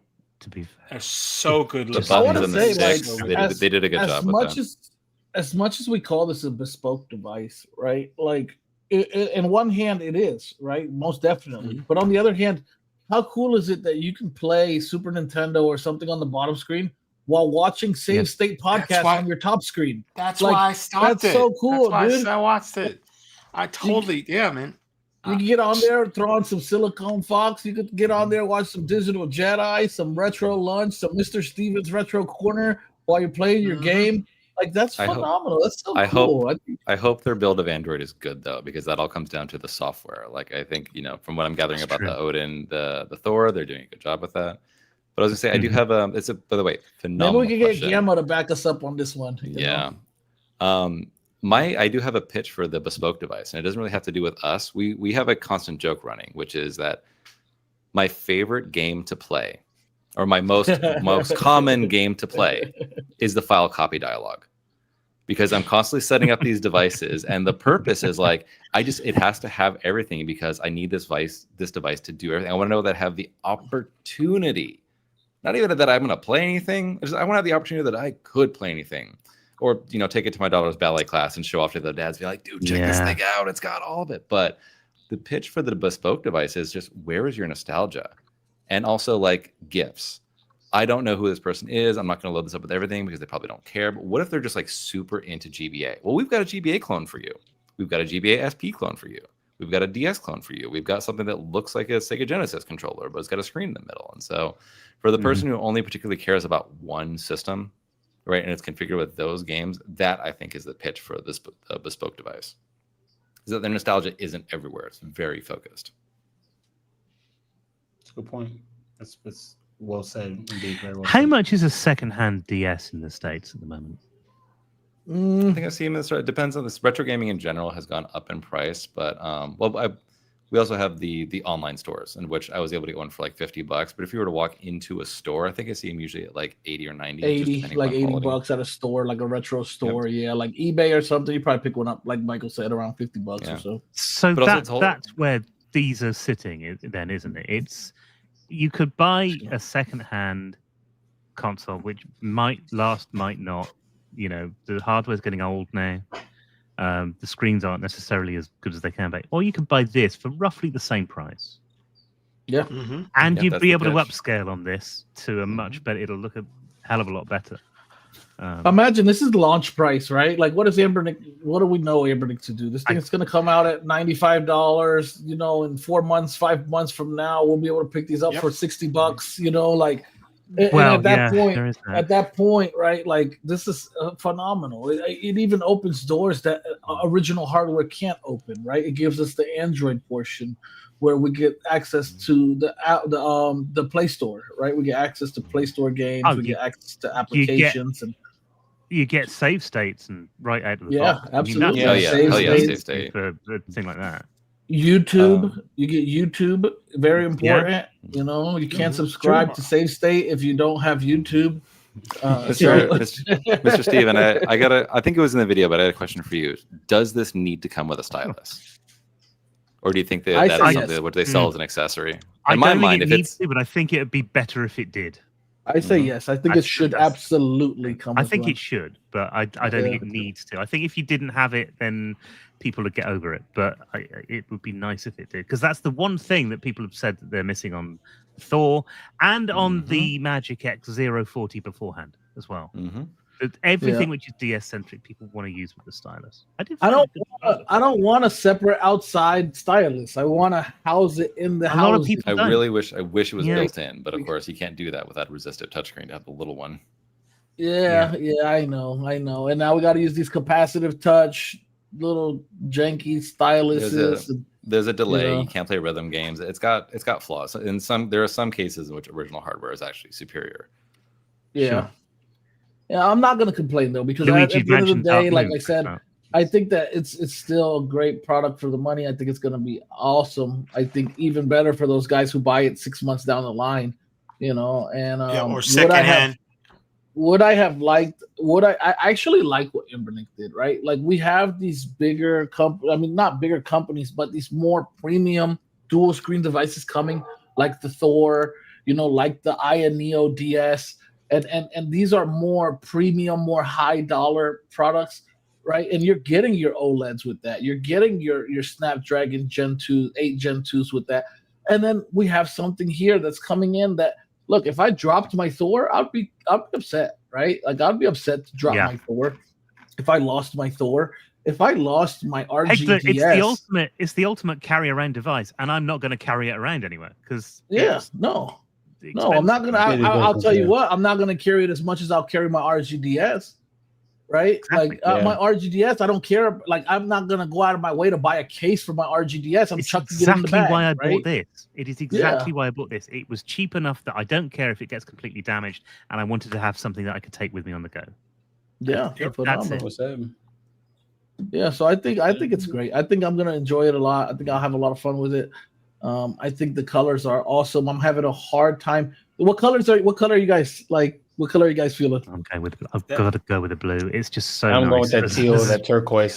That's either that turquoise or that transparent. That transparent clear is so I can't do turquoise because that's not in the last video, doing turquoise. I can't do it. Everybody's doing it. This will be like the clef pack, but for real, we're not going to change our minds. We're all going to get I'm taking my own road this time. I'm not doing this whole pack thing. I'm not doing it. Get the one that you want. That's the important thing. That at the end of the day, you've got something you want to play with. Yeah, for me, I think I'm highly leaning toward the transparent model. But if I was not to get the transparent model, it'd be the one with the red lid. The latest video didn't show the transparent model, if I remember right. I know. I'm really, but Embernick's good for releasing transparents, so I'm thinking like it'll still come out because they generally do release transparents. I would have really loved to have seen like a transparent emerald green or ruby red or something like that. Along those, that would have I mean, that would have been a No-brainer for good me. Pokemon device, right? Yeah. Oh man, dude. I mean, that's what it's all about for me. When I get NDS, it's Pokemon time. You know. So, I mean, Matt knows this better than anybody, but it doesn't matter what device I get. It's always Pokemon time. The first game I played. Myself that What? now that I've got the Thor, I'm going to play the DS version of Chrono Trigger. I've never played it before. It's going to be my first time through the game, Trigger. and I've kind of been holding off FMV, until I got that one. So, yeah, I need to get through one. So Matt knows this better than anybody. Everything's a Pokemon device for me.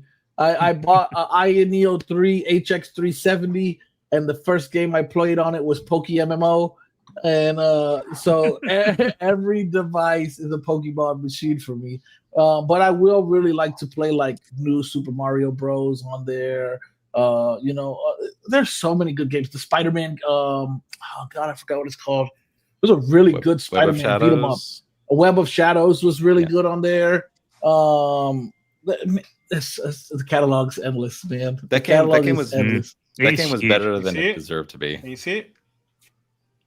No, I'm not looking at your screen. The brightness. I thought you were trying to show me the RGDS or something, but no, I'm just kidding. I don't care. Mine's gonna be here tomorrow. Show it. I want to see. I'm over it.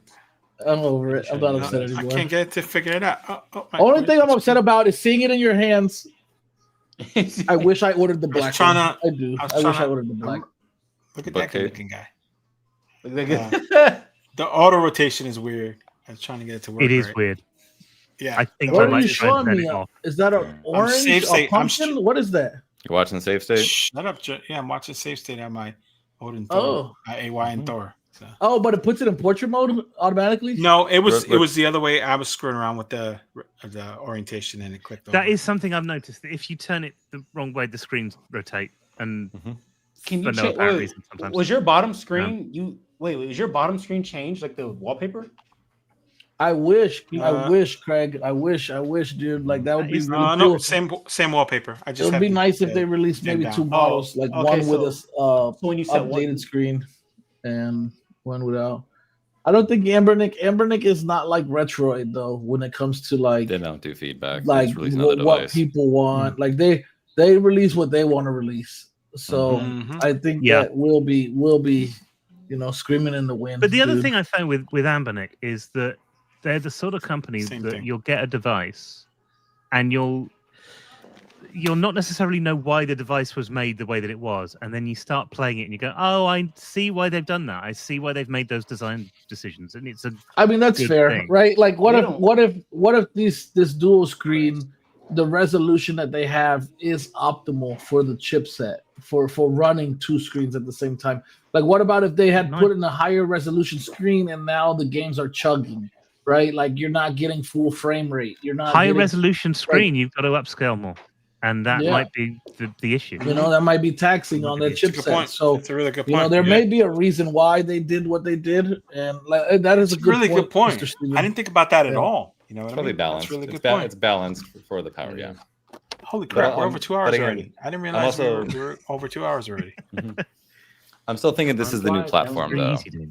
That's going to be their next platform. I don't think this is going to be a one-off platform. Like they're going to use that arcade. No, I think you might be right because this is a pretty powerful chip by the look of it compared to the H700 series. So I'm interested because we haven't seen anything else, so I'm curious to see that there. I know we're having a great conversation. Before we get going, I want to ask Mr. Stephen a couple of different things, kind of off the wall here. I got some time today. I'm going to play a game. I mean, it changes all the time because it's whatever I've got on the go at the moment, which at the moment is Stray and Styx. I always wanted to play Stray. That little cat it's so a fun. Gorgeous game. I saw somebody playing it and I thought I've got to try that because it just looked brilliant. And got it on Steam that day and then loaded it on via Game Hub onto the portal. And I have to convince Tula. Because he made a reference to it because he has an Neo 3, right? I don't know how much you do PC handhelds, but it's like one of the most premium PC handhelds you can buy, right? Yeah. He gets it and he immediately installs Poke MMO on it. I'm like, You know, so like it's like to get him to play a game like Stray or something like that, it's probably ridiculous. He's gonna buy, he's gonna buy an Asus Z Flow 13, and he's gonna put Pokemon on it because I've only got about 20 minutes in it, but it is such a gorgeous little game and a lovely little platforming puzzler, and just fantastic. And then Sticks, because it was the first game I tried on Winlater actually. And the troll that little troll thing, yeah. Oh, it's so fun! I forgot about those game from there, but I haven't played it before. But it was just for some reason in my Steam library. It was one of those things where I must have bought a bundle of something at some point, and it was in there. That's awesome. And I thought, well, I'll try that and see what it works. It was the first game I tried, and I only played about 5 minutes of it, getting through the tutorial section. And I thought I have to play the rest of this, and I haven't got around to it yet. So those are the two that I will focus on when I have some time to sort of sit and do nothing. But that's very rare, actually. If I've got some time to sit and play something, it's probably going to be Payday 2. It's one of my favorite multiplayer games, bro. I love it, man. I love the game so much. Mike? In terms of a game that I'm trying to make progress on, it's still like the original Legend of Zelda. Like it game is hard, and I have so many different devices that I tried and then not beat it on. It's like that, or it's like comfort game. Like, if I got some free time and I just want to play something to just turn my mind off. So for that's Mega Man X. I'll always go back to the original Mega Man X. It's like, I know the patterns, I know the beats, but just the movement in that game feels so good. It's like just very comforting to go back to. So with Zelda, there's a trick, right? You're going to go into RetroArch, and you're going to Metting, and you're going to go to a feature. It's I don't know how it's pronounced, but it's spelled CHEATS, right? And then you're going to go to that. Sorry, I can't. I'm sorry, man. I'm Catholic. I can't do that.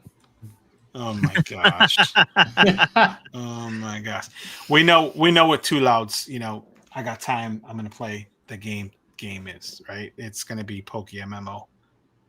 See, you started saying no, and he's like, "Oh yeah, he's right. Yeah." No, you don't know. I don't know. Yeah. So as much as I want to say I have one, I really don't. Like I bounce everywhere. Like I don't have enough time in the day. I want to play everything. Like generally, yeah, it's like Poke MMO, but right now it's been Pokemon ZA. It's been Battlefield 6. Tonight it's gonna be Arc Raiders. Is that back? Is that back on? Yeah, it's fully released now. It was in playtest a week ago, but now it was fully released today. Also, too, I want to play through Tears of the Kingdom on the Switch too. With the new graphic with all the new Switch 2 enhancements and stuff like that. So I want to get into that. Then got the Thor coming tomorrow. Now I'm gonna want to get back into 3DS games. So it's like it just never ends, man. So, but I guess like if I had to say, like as much as I do throw around Poke MMO, like if I'm sticking strictly retro, the game I always just go back and just sit down and play it is Super Mario World. Super Mario World. I always come full circle on that game. Like I don't know what it is. It's a comfort game, I think, for a lot of people. It's just one of those games that it seemed to hit at the right point. And of course, there's been lots of different versions of the same thing as well now, which helps, I think. But it just seemed to hit the right chords at the right time, and it's a great game, really great game. I do believe in that, guys. So finishing it. Have a good night. I'll cheer you guys on from the comments. Thank you for joining in, Michael. See you later, brother. Mr. Mike, good to see you. Good night. Yeah, so Super Mario Bros. I mean, Super Mario World. Also, too, I want to give a great shout out because I think that this game, it was really well loved, before Super Mario World. And a lot of people like me, we focus on Super Mario World, but there would be no Super Mario World if there had not been a Super Mario Bros. 3 on the NES. Great game. That game. Really, oh my God, man. Legendary game. I watched this crazy 2-hour documentary on how, the team that worked on Mario 3 was moving on to Mario World and how they were struggling on how to make this unique in its own way of Super Mario World. And because they had felt like they had finally mastered the formula of Mario with Mario 3. and man, and that game was so well received. They had set such a high bar that it was like they were struggling to really meet that bar, man. And but what they ended up with was phenomenal. I mean, it is a timeless game to me. It honestly is. It really is timeless, and I mean, we still look for that in Mario games today. I mean, yeah, we have our 3D Marios, which are awesome. They're fun. They're great. Everything that came from Mario 64, like the Sunshine, the Galaxies, the Odysseys, but then we still get this time where everybody wants to go back to the Super Mario world with the Mario Makers and the Mario Wonder and the new Super Mario Bros. And stuff like that. So I'm happy to see that keep living on with the side-scrolling Mario. And just a great time. Great. You could just pick it up, play a couple levels, save, get out of there, come back later. You could do everything. You could play it different every time you play if you want to. You could speed run it. You could literally like take your time and look for little hidden areas. There's so many ways to get to the end of the game in that game. A lot of people don't realize it. Like, it's not just one straight shot to the end of the game. Like, you could skip half of the worlds if you wanted to, if you really know where to look. So, yeah, it's just a great fun game. I've enjoyed a lot of time on that game. Let's see. Gabe says probably going to get at least 2 of the Ambernick DS. Red and black for sure. Phenomenal color choice. Didn't know where there was gonna be a transparent. Now I don't know between that or the turquoise. Oh, you go turquoise, Gabe. Gotta go turquoise, man. That turquoise is gorgeous. That turquoise is gorgeous. Except no substitutes. Yeah, man. Hey, before we wrap this up, Stephen. So we're gonna put the links for your channel under everybody here. You got to check out his channel. It's a lot of fun. It's very good. It's a great casual perspective because I know we get really in the weeds with the nerdy stuff a lot of times, and his stuff is really like I enjoy watching it, because it's less tech, I enjoy it, so. And I know you had talked about it, what you got going on. You released another video, and you got to follow up to your favorite Halloween stuff, and you got the Twitch. Tell us a little more about that. Tell us about it again so we can remind everybody what they should be looking forward. Well, the video that went live today was I can't remember what it called it, but it's something like the Haunted Hidden Gems. So they are games, and I really wanted to choose games that were pre-PlayStation 1 so that anybody can play them. Because tomorrow's video is certain systems. But there's 5 games in there and 1 sort of also ran, which shouldn't really be in there, but I quite like it just for the aesthetics of it. So that came out today. Tomorrow, as in today for me, but the Halloween video is going to be all about the Rocky Horror game that was released last year. So if you want to see some of that being played and then check out that video. And I think there's a few little tidbits of what was happening behind the scenes when things were going on as well, so which is quite interesting. But so that's coming out tomorrow. There's also, I made a video on the RP6 because who didn't? And I got a Thor now, so that's the next thing I'm working on. Tomorrow is playing the Thor, so I can actually review the thing properly. I am with you. I'm so jelly. I cannot wait. I cannot wait. I'm gonna be so upset if it gets sidetracked and they're like, you gotta wait till Monday now. Like, no, it did take me 2 days to sort my game collection out because I suddenly realized, I haven't got a DS and 3DS centric game collection. So let's do that. I've been working on mine. I own every single library of games physically. I own them all. Of course, we all do. It's just how we arrange them on our cards, right? Yeah. Well, no, I actually had a tragic accident where I lost them in a boating accident, but I have the backup. I have the backups. You remember that, Matt? Yeah. So it was a freak accident. They all went off the boat, but I have a backup drive of them, and I can't wait. I have I actually have a curated list of 3DS games. Ready to go. I've filled it. I haven't filled up a terabyte card, but I'm probably about 800 gigs. You and Matt are going to be best friends, man. You guys with your terabyte cards. I don't Too rich for my blood. 512s is the highest goal in my. I put a terabyte in here already. I'm getting to be fair, the terabyte cards have come down a lot. They have. I got mine for £45, which is cheap because they're wow. Good. So I'm a photographer. I'm in a load of photography groups all over the place, and photographers share when there are deals on for things like SD cards and stuff. So I just look out for those, and I was very lucky that I got one for £45 because they very quickly went back to 80. I think they are at the moment. Yeah. I think they're around $80. Yeah, that's awesome. Awesome. Yeah. I've had a wonderful time.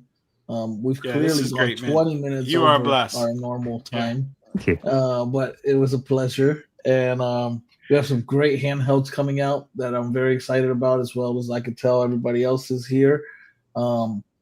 We have another amazing guest going to be here next week. So if you haven't already, like and subscribe to the channel.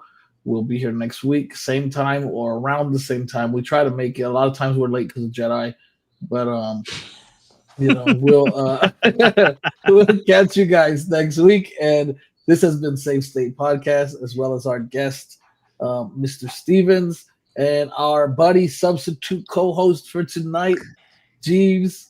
It's been awesome, a pleasure. Thank y'all. Good night. Have a bloody good night, folks. Not cool, bro. Not cool.